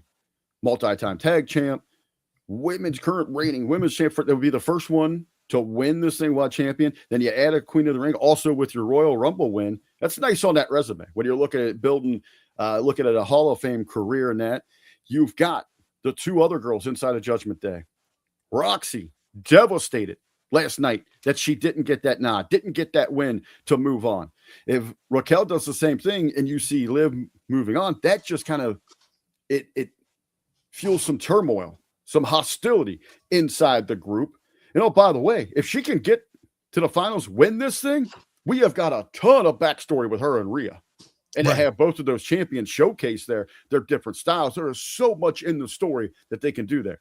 So why it might not make a whole lot of sense on the surface to have a champion chasing a champion, there is backstory. They can go in a number of directions, so it can spin off. Even if she doesn't win, at least you have the reason for hostilities and finally maybe dissolving the Judgment Day. I think this just screams paint by numbers tournament booking, right? So as I'm looking at this bracket, on one side you have Charlotte Flair, Jade Cargill, Lyra Valkyria, and Sol Ruka. Jade and Charlotte are being paired off in their own program. They're not putting Lyra Valkyria over here, so the push of Sol Ruka continues. She moves on to the semifinals. Inside of the other side on that bracket, you've got Liv Morgan, Becky Lynch, Alexa Bliss, and Chelsea Green. I would put over Chelsea Green. Hold on. I guess maybe they did move some things. Okay.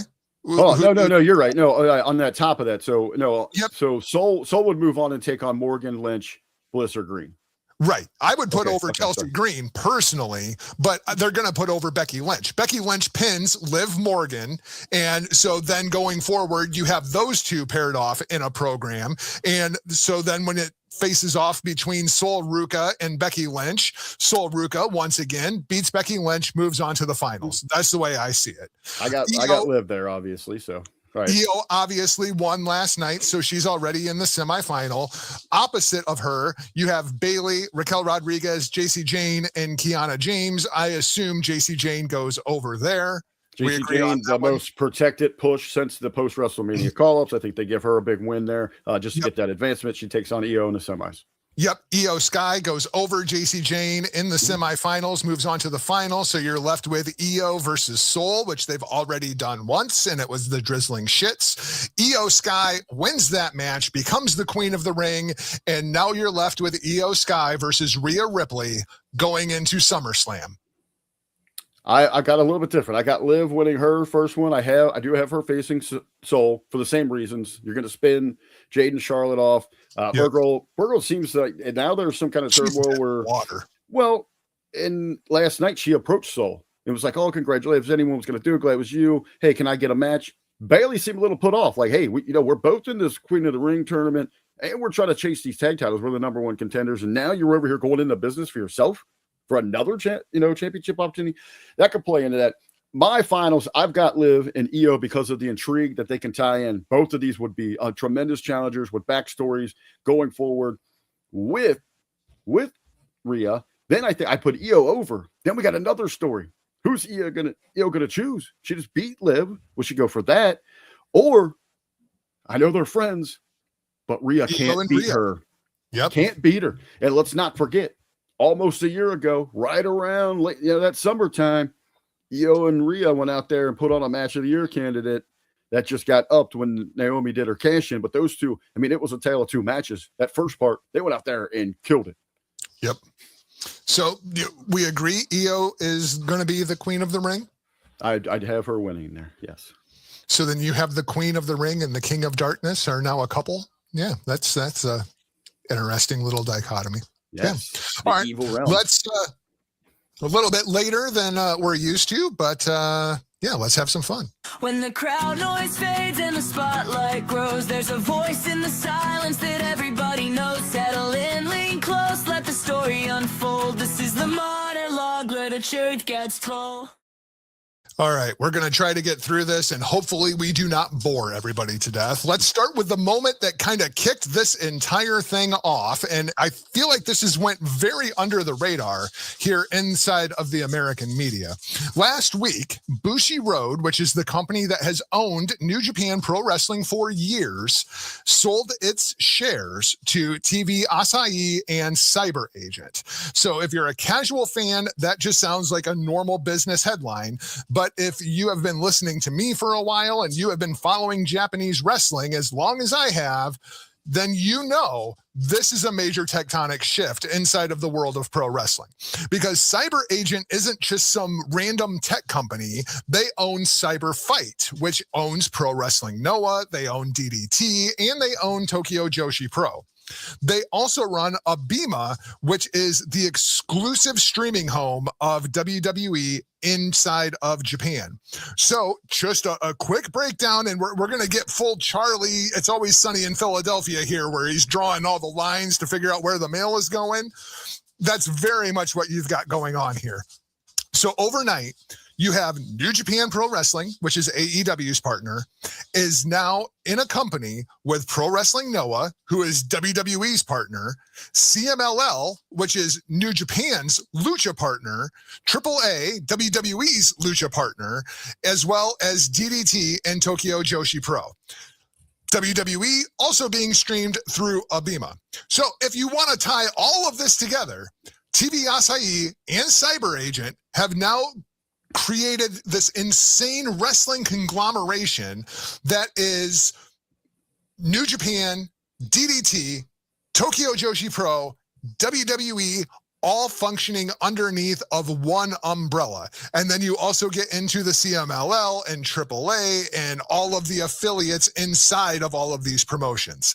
Absolute boardroom chaos. Japan didn't merge wrestling promotions. They are merging platforms. And that's the thing that nobody saw coming. This is not a wrestling business deal. This is a giant TV media conglomerate business deal that is aligning all of these wrestling promotions underneath of one giant umbrella. Rick, we're going to go through this in sections because I know you said you've got questions. I hopefully have some answers. I have done some deep dives on this stuff. That's part one. Where do you want to go from here? Well, that's kind of how I approach this thing. I know that you've deep dived. You're going to have a much more broader professional perspective of this. So I wanted to come as maybe the general audience, a regular wrestling fan, and kind of ask you those questions about what does that mean maybe about the bell to bell, the weekly programming that I'm watching. I guess the first one, Jargo, is, you throw out all of these different companies, these promotions under, in the Eastern professional wrestling. And it's global because of the juggernaut with All Elite Wrestling, with WWE and how they do their business as well. So first, great, Jargo, this is happening in Japan. What could this potentially mean to professional wrestling in the United States in how we view it?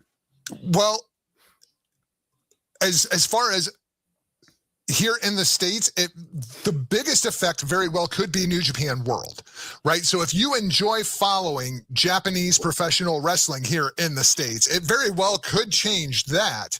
But as far as the American promotions go, it's not really going to affect anything at this point. I mean, I'm not talking about the actual wrestling there. I'm talking about the concept of the broadcasting boardrooms.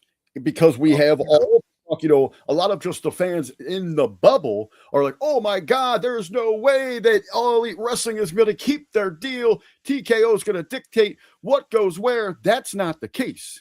No. And I think when you really go back and if you can just detail a little bit more about the power move above these promotions, it really begins to make sense about possibilities in the States here with our big promotions. Right. And I get, well, let's go ahead and kind of bring that into it, because the way that I am viewing this reminds me a lot. This is a prophecy, right? Like what we are seeing in Japan right now is what is going to happen here in the United States over the course of the next 6 months to the next year and a half, unless the FCC says, no, you can't do that. Right? That's very much where this is at. So if we bring it stateside, while Japan is consolidating underneath of TV Asahi and Cyber Agent, the U.S. is staring down the barrel of the potential Paramount Warner Brothers Discovery merger, right? So this is where things get really, really spicy. WWE/TKO/UFC has business deals with NBC Universal, which is SmackDown, Netflix, obviously, which is Raw, and Disney, which is ESPN. AEW is exclusive to Warner Brothers Discovery. So if Paramount and Warner Brothers would merge, WWE and AEW become corporate siblings, just like New Japan and Pro Wrestling Noah just did inside of Japan. So while everyone's asking, will AEW and WWE ever work together? This is the real forbidden door. It's completely the wrong question. The real question is what happens when the companies that own AEW and WWE merge into one company. And that's what we're seeing in Japan with Pro Wrestling Noah, with DDT, with Tokyo Joshi Pro, and now New Japan Pro Wrestling. Nothing changes in the ring. Everything changes inside of the boardroom. And that's very much where we're at right now. So like you bring up, well, TKO is going to block this whole thing with AEW because, they can't be on Paramount because UFC. TKO doesn't have a vote in this fight.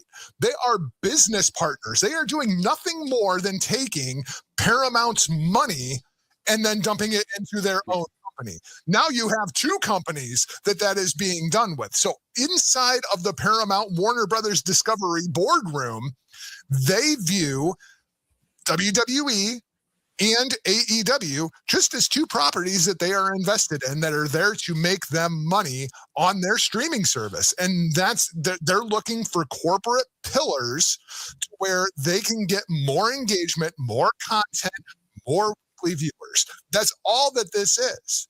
They're not saying that Tony Khan and Vince McMahon or Nick Khan or Triple H or whoever the fuck is running WWE these days, because it seems very, very open to interpretation who that actually is.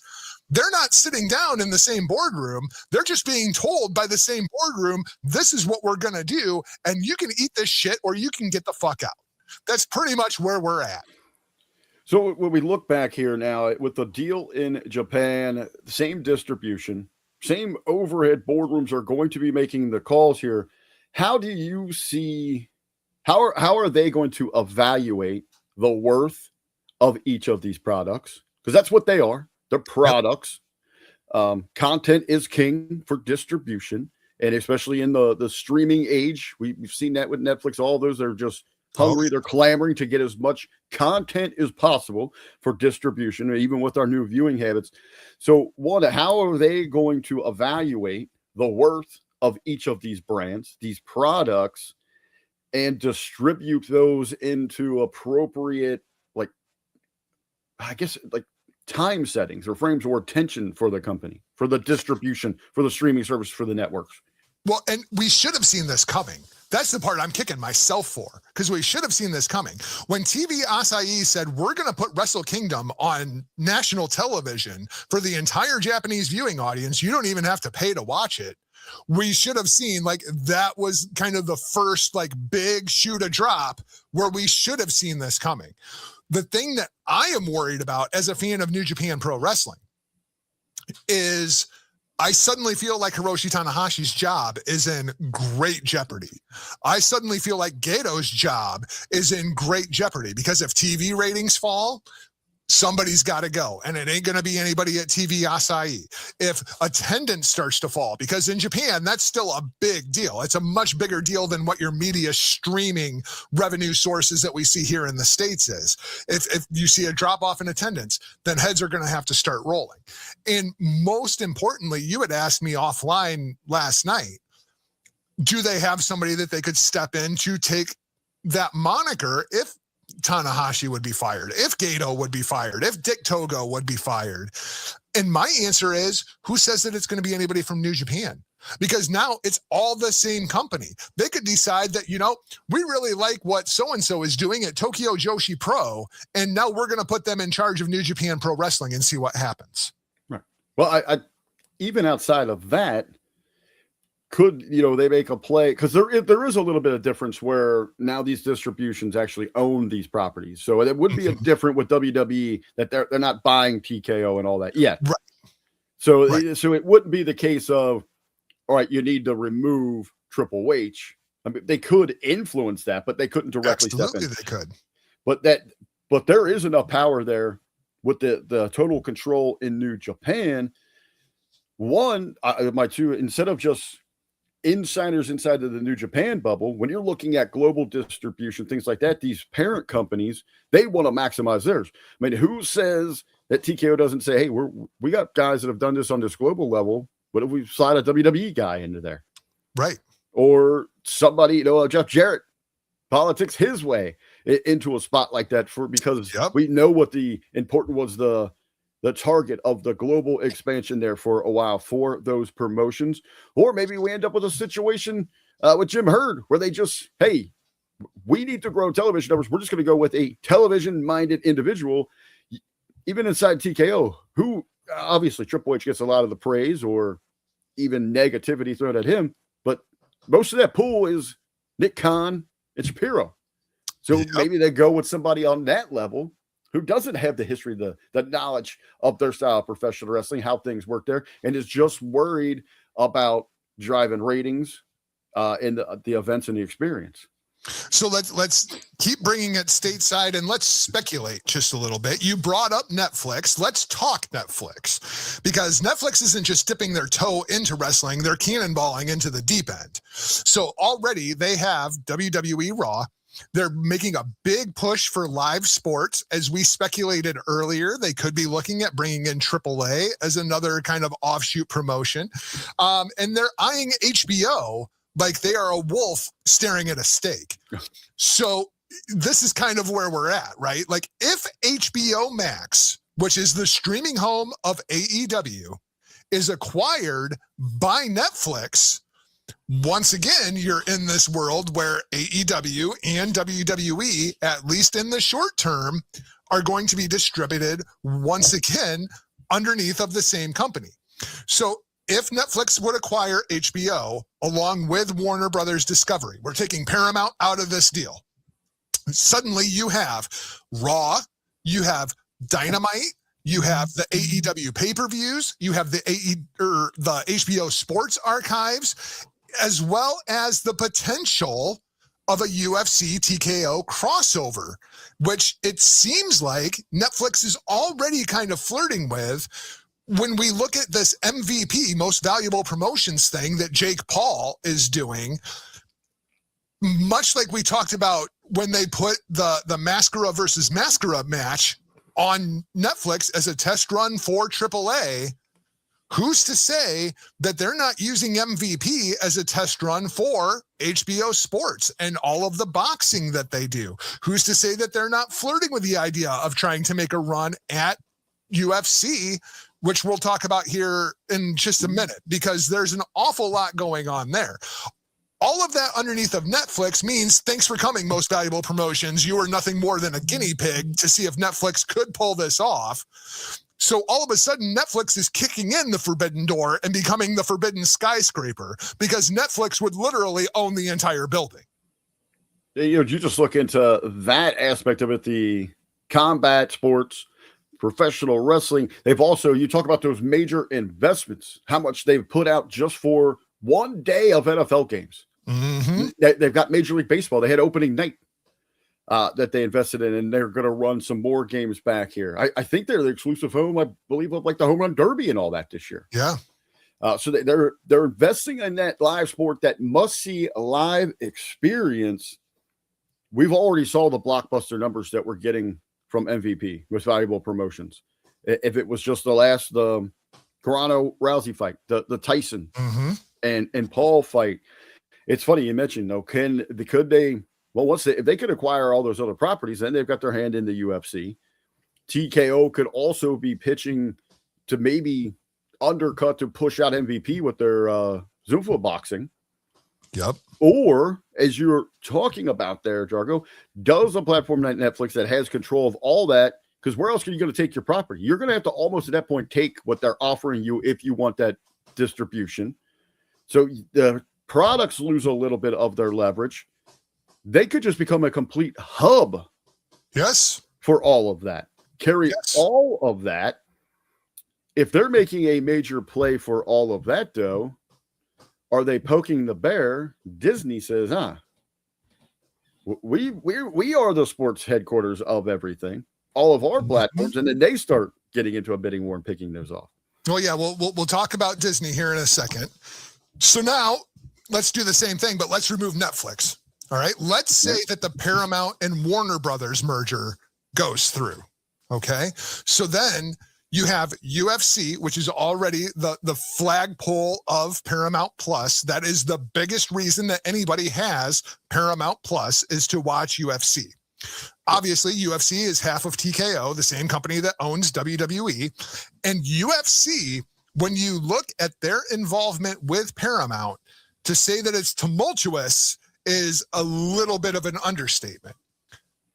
But if this merger goes through, suddenly you would have the entire Bellator library would belong to Paramount. The UFC library would belong to Paramount. Showtime Boxing would belong to Paramount. And all of CBS Sports would go to Paramount. You can mix that in with AEW, right?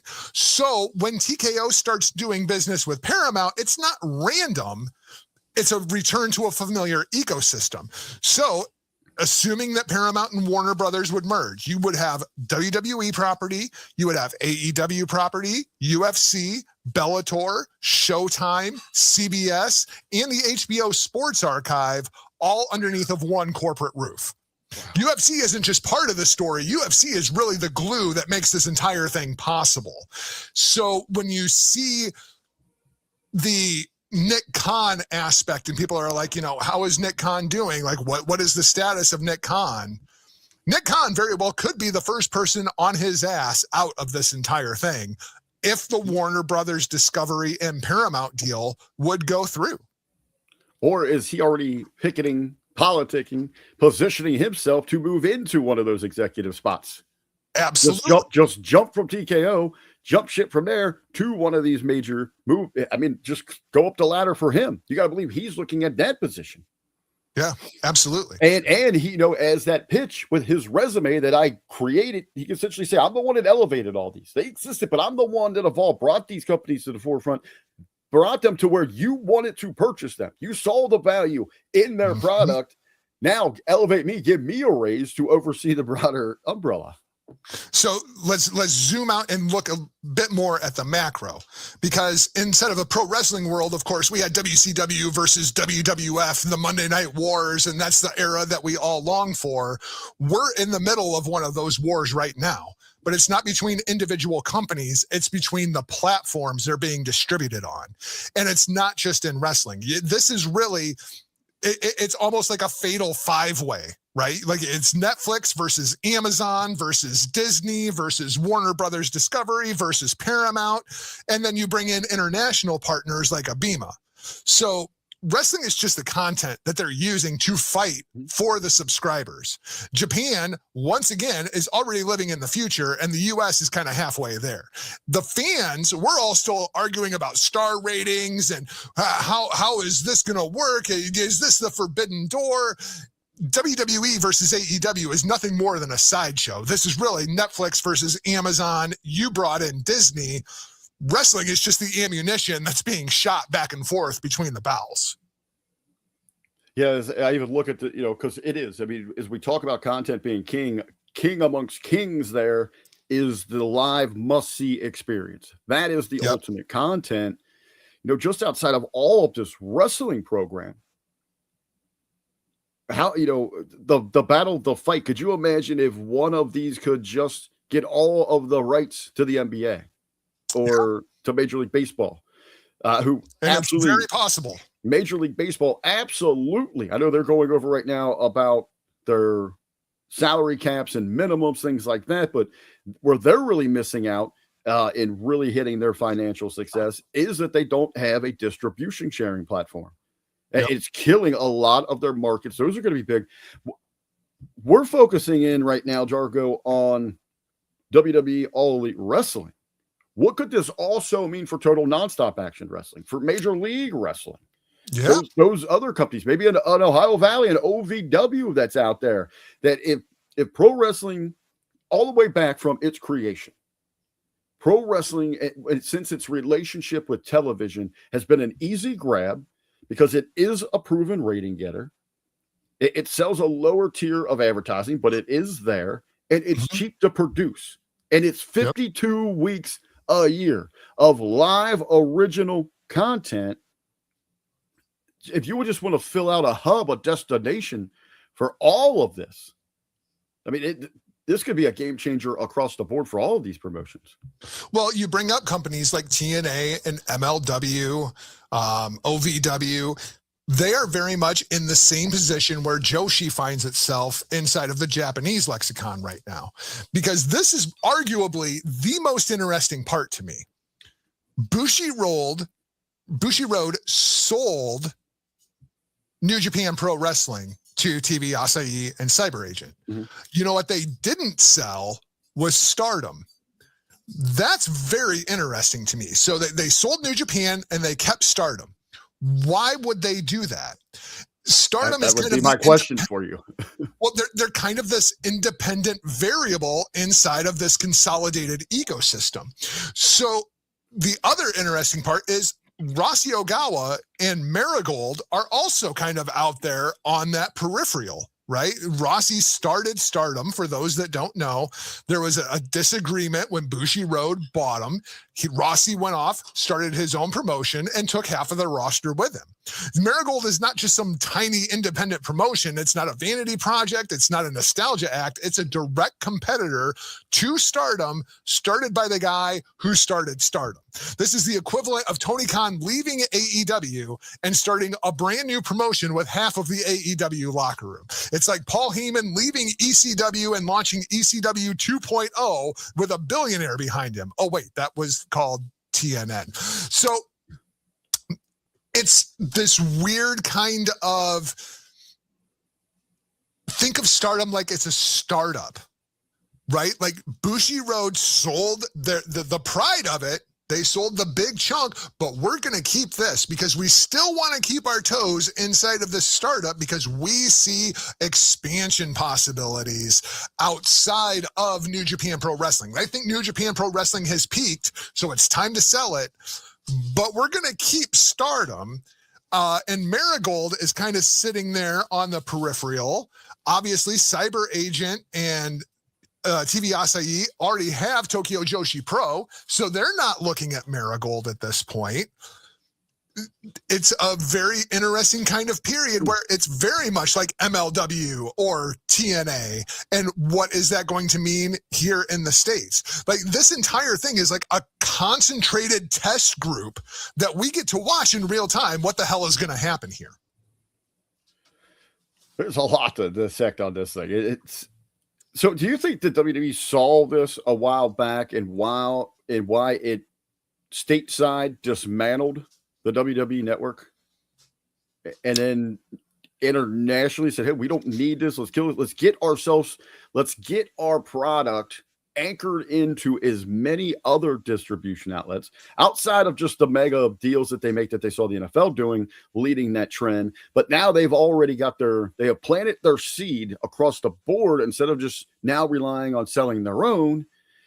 Mm-hmm. And where does that tie in now? Because it seems that Tony Khan is ready to make a not just financial investment, but time and energy into this AEW world thing. Or he spoke after Double or Nothing about how he envisioned that becoming a hub for professional wrestling. I know he's got all the money in the world, but could he disrupt this movement? Could he be a player in this game? Absolutely. Especially when you look at DAZN, which is a whole nother company that we can talk about here.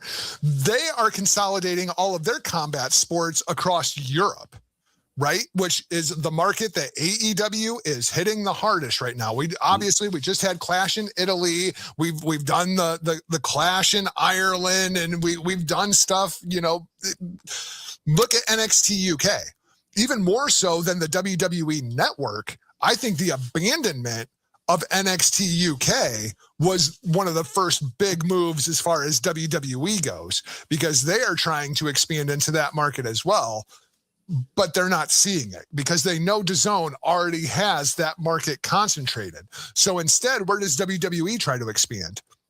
Saudi Arabia, the Middle East. They're still trying to get into India, which is just a market. They're expanding into South America, the Caribbean, right. In that. Yep, absolutely. And especially inside of Latin America with what they've doing with AAA, right? So you have CMLL, which is New Japan's partner. You have AAA, which is WWE's partner. That all now intersects with Cyber Agent ownership over in Japan. You have Televisa Univision controls AAA and their distribution down south. you can bet WWE would love to get that on Netflix. The one that I'm looking for is for AEW to try to strike up a deal with DAZN over in Europe, because that would be a huge platform for AEW and the way that they're going about things as we head towards All In Wembley. And that might become their number one revenue source, assuming, let's say, that this Paramount and Warner Brothers Discovery deal goes through, which I still don't think is a viable option for anybody involved. And we'll talk about that here in just a minute. Again, there's just, can we just get like the board game version of this instead of Risk, World Domination, Risk, Global Distribution? I mean, that's what we really got here. Right? So, sorry, artist. There's a lot here for you to rewind and check out. Let's kind of jump into the meat and potatoes. I am, for anybody out there, I am going to clip this entire portion. I got the timestamp when we started and just make this a side piece there on the YouTube channel. So our friend Sarah had asked inside of the Facebook group the other day, what do you think is going to happen? So I took microeconomics this term. And so let me take a look and give you what I actually would see happening here. Here are all of your major players and where they are inside of this world. Number one is Netflix. Netflix is the king of cash flow. They are profitable. They have consistent cash flow. They have the global distribution. And most importantly, they are not tied to any legacy cable networks. They don't have any baggage like most of these other companies do. Just in 2025, 2026, they brought in $7 billion in free annual cash flow. They have $30 billion in available liquidity to go out and do whatever the hell they want. Their debt is stable, they're predictable, and they're already priced into the model. They're not tied to a parent company, so they're not bleeding money anywhere else.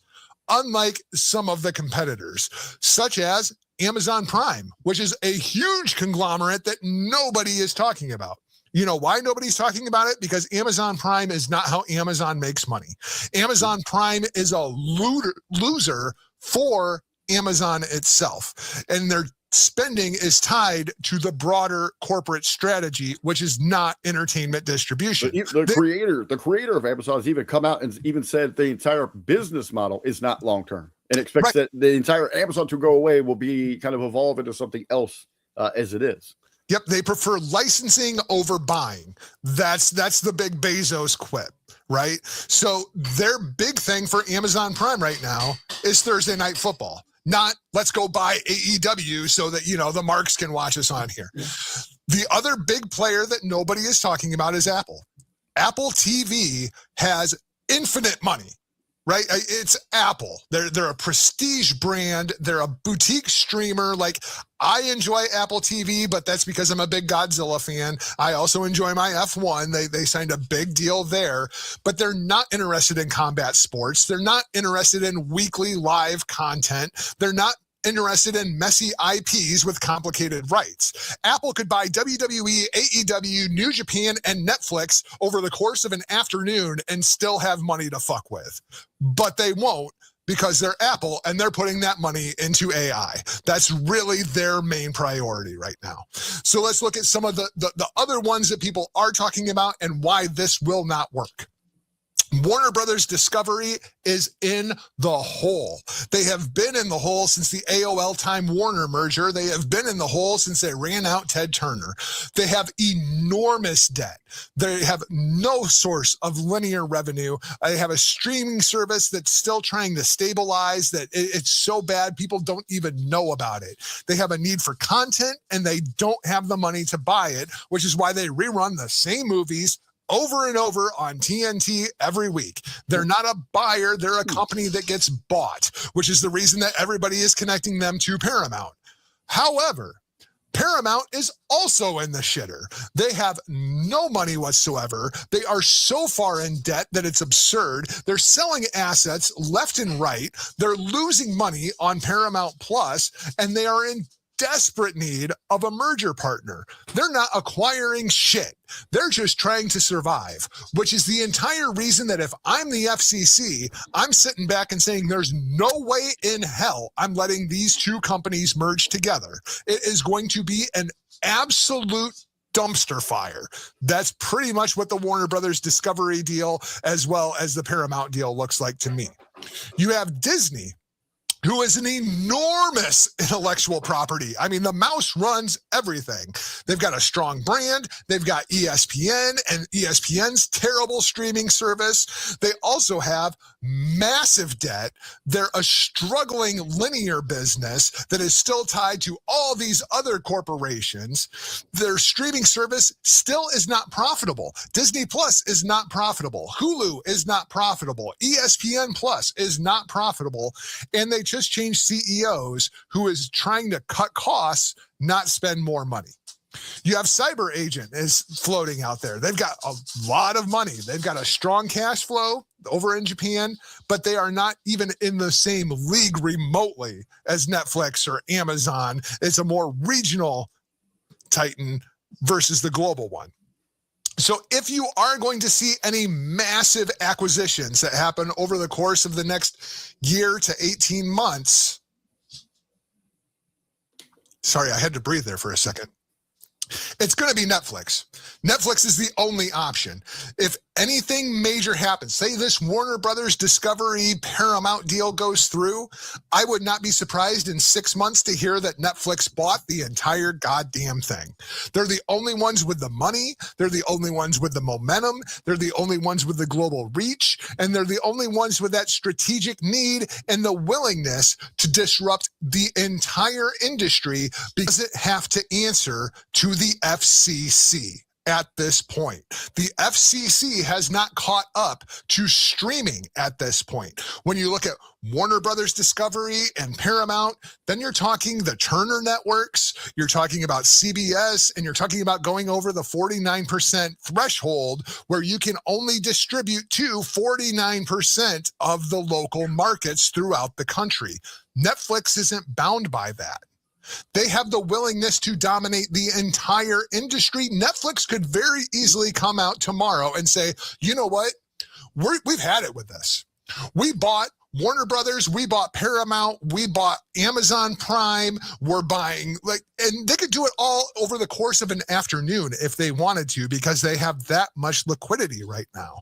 And they don't give a shit if they have two competing brands underneath of one umbrella, because to them, it's all just Netflix and content to get you to tune in constantly so we can badger you with this in-house produced stuff like The Verdict, Michael Jackson, which is the first thing that pops up every single time I sign into Netflix. They're not telling me, hey, you might want to continue watching Raw. They're saying, no, you're probably in this demographic, so we're going to promote this to you. If they decide, no, we want UFC. We're done with MVP. We want UFC now. They don't even have to wait for that TKO contract to expire. They can just go in and buy Paramount and then inherit that contract. And TKO would be happier than pigs in shit because they don't like Paramount to begin with. Netflix is the answer. Long story short, this entire half hour, Netflix is the answer. And if Netflix buys HBO, that's the big one to watch. Like the Warner Brothers Discovery Paramount thing, if HBO is kept aside from that and Netflix buys HBO, then heads are going to start rolling. I want to call in a relief pitcher here with a question. Hold on a minute. That wasn't it. Where would I get here? Go up one. On the artist asking about wrestling not being able to exist on. Why can I get to it? Do you see it? Wrestling can never. Here we go. Wrestling can never survive on streaming platforms alone. It needs regular TV rotation for mainstream America. He would argue for Ion. I mean, oh God, no. Oh God, no. Well, just the first part of that. Don't just miss Ion. I think he's just kind of going to an extreme there. But it is so a traditional thing where you come in at a certain time. There is a different viewing experience with professional wrestling on Netflix as opposed to traditional cable format. It's taken me a while to adjust to that because you don't have the freedom. Because with wrestling being a variety show, you check in and out quite a bit during it about what your flavors are. What is tempting to those taste buds for you? And it was difficult because when you're locked into a streaming service, you're there for that duration. You know, it's not to go flip Unless to the that other streaming game. service is sold, which is a huge key there. Unless that streaming service is sold. Well, so if they kind of merge inside of that, they could kind of sort of go ahead. If Netflix decides that they want UFC, they can just go buy Paramount and they inherit that contract, that I know already existing contract. I guess you're saying, you know, it's just the watching habits. When you're locked into a streaming service, you're locked into that program. And they kind of want that because it is supposed to be must-see live. But we do flip, especially with wrestling. I would suggest an easy fix to that really is what I absolutely love about YouTube television. So when I get into these things, so there, when I can have SmackDown on, I can make sure if there was an NBA Friday night game, I've got that on one. On the NFL, I have it mainly for the NFL, for Sunday, for the ticket, because I can have 4 games at once on my screen. So you could implement those sorts of things to kind of play to that old traditional flavor of wrestling where you need kind of get check in and out on the show. So there are options there with it. I think that's what he was kind of going. I just thought it was kind of an interesting point that he put out there. Artist, I'm going to put this as politically correctly as I can. Hit me up personally, and we can discuss Ion. But I cannot discuss that on the air. I'm sorry. Hey, National Wrestling Alliance, they're having some good success over on Comet right now. Just a little side note that I saw because they got a lot of great friends that work there. It's funny, though. Their biggest demographic over on Comet for the NWA is 50 years and plus, 50-year-old and plus. Huh, interesting. That is their biggest draw. You're talking about the king, the movers, the shakers, the top dogs in this jargon that everyone should really be looking out for, and Netflix especially, as just said, just salivating, man, like that tiger looking at that steak. Netflix for HBO. How do you think, man? What's his name? John Anitico, back in 2000, president of Blockbuster, could have bought Netflix for $50 million. You know, and dismissed it as a niche. It was dying. Didn't see the vision because they were just CD-ROM distribution back then, right? DVD distribution. Yeah. Well, it's amazing because at the time when Netflix first launched, I was working for a company called Musicland, which owned Media Play, On Cue, Sam Goody, and Suncoast Video, right? And they had this weird little startup that they were getting behind called Netflix. And I had an opportunity. I could have bought stock in Netflix for like 20 cents a share.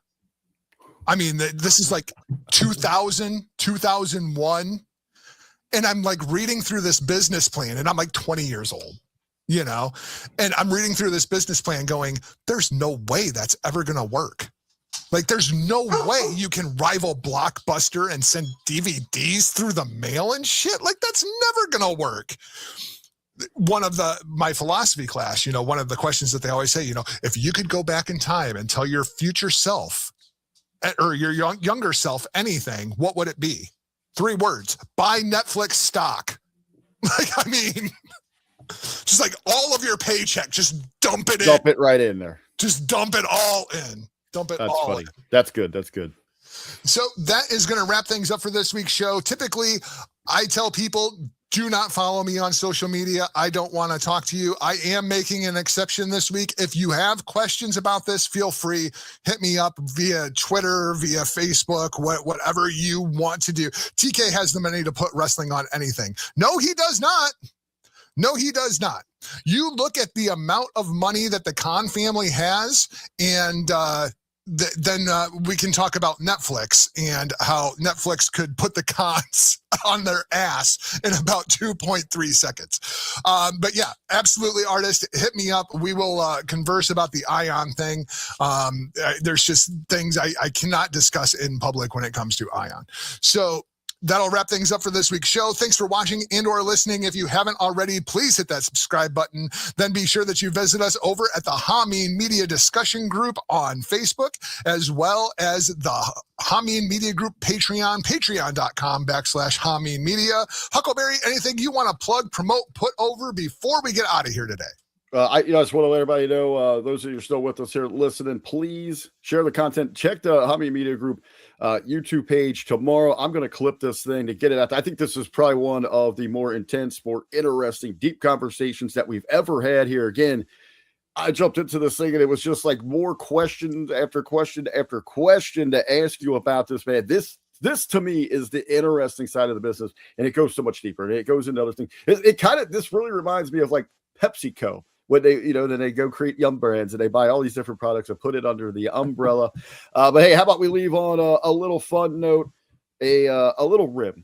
You always say reaching out to opinion haver, the vet, over on the X. Well, in honor of the vet, coming up, we're going to be celebrating June 28th. We're going to call it Vet Day because Jargo, I like it.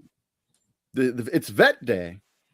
It's a great rib. The wrestling community has finally perpetrated the most elaborate rib towards the vet to get back at him for all these years of maybe bad-mouthing these companies. June 28th, it's going to be NXT Great American Bash, Slammiversary, and AEW, All Elite Wrestling, Forbidden Door, all on the same day. And oh, by the way, Vet's on all the shows here on the Hameen Media Group that review those. So he's going to have to watch all those and get ready to review all them that week. So that poor bastard. June 28th, reach out with send cards, send gifts, maybe just condolences.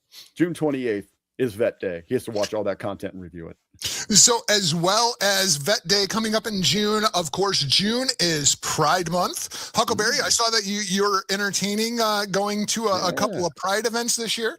Absolutely. Going to check it out, learn more about, their culture, things like that. I don't know. There's so much going on in June to get out there. Everybody kind of celebrate. It's National Candy Month. It's National Cancer Survivor Month. One of our own there. Obviously, as you said, Pride Month. And please do not order any ice in your drinks this month because it is Immigration Heritage Month. Fantastic. Well, the only one of those that I actually give a shit about. And after a conversation like this in pro wrestling, it is also Men's Mental Health Awareness Month.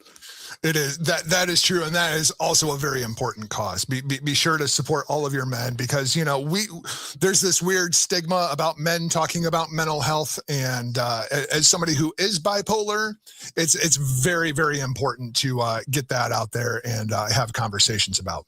I do have a mission for you. If you are going to Pride events, for anybody that's keeping up, Reason 317, I released a new album that's simply called 250, that is all about the state of undress going on in the United States right now. I do have a Pride Month song. I am going to play it right now. Huckleberry, it is your job to get this song played at all of the LGBTQIA plus events that you attend. This is a nice, happy song called Not My Business. We will talk to you next week. For now, we're off like a prom dress. See ya.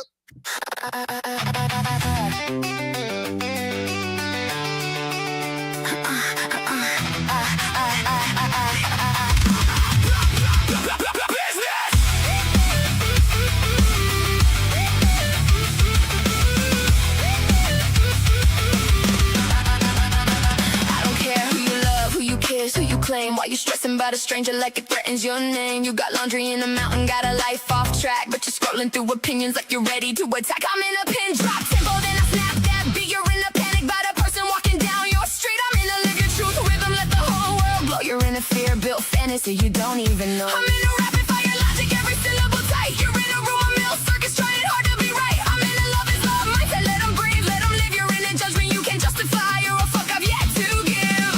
Why you looking through the keyhole? Why you guarding someone else's door?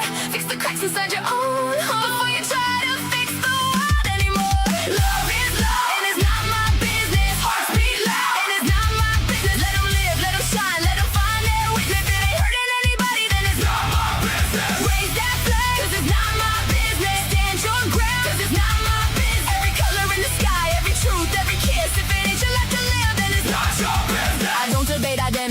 personal terrain, but you're obsessed with other people like it rewires your brain. You got chaos in your clouds and skeletons in a stack, but you're preaching on that timeline like you're ready to attack. I'm in a triple time thunder, every word on cue. You're in a meltdown, cause the world's on orbit. I'm in a future built mindset, let the whole world thrive. You're in a past that keeps you terrified of being alive. I'm in a mind your own house mode, mopping head. You're in a moral contradiction you don't understand. I'm in a freedom coded overdrive, a truth you can't dismiss. If it ain't hurting anybody, then it's not my business. Why you looking through the keyhole? Why you guarding someone else's door? Fix the cracks inside your own.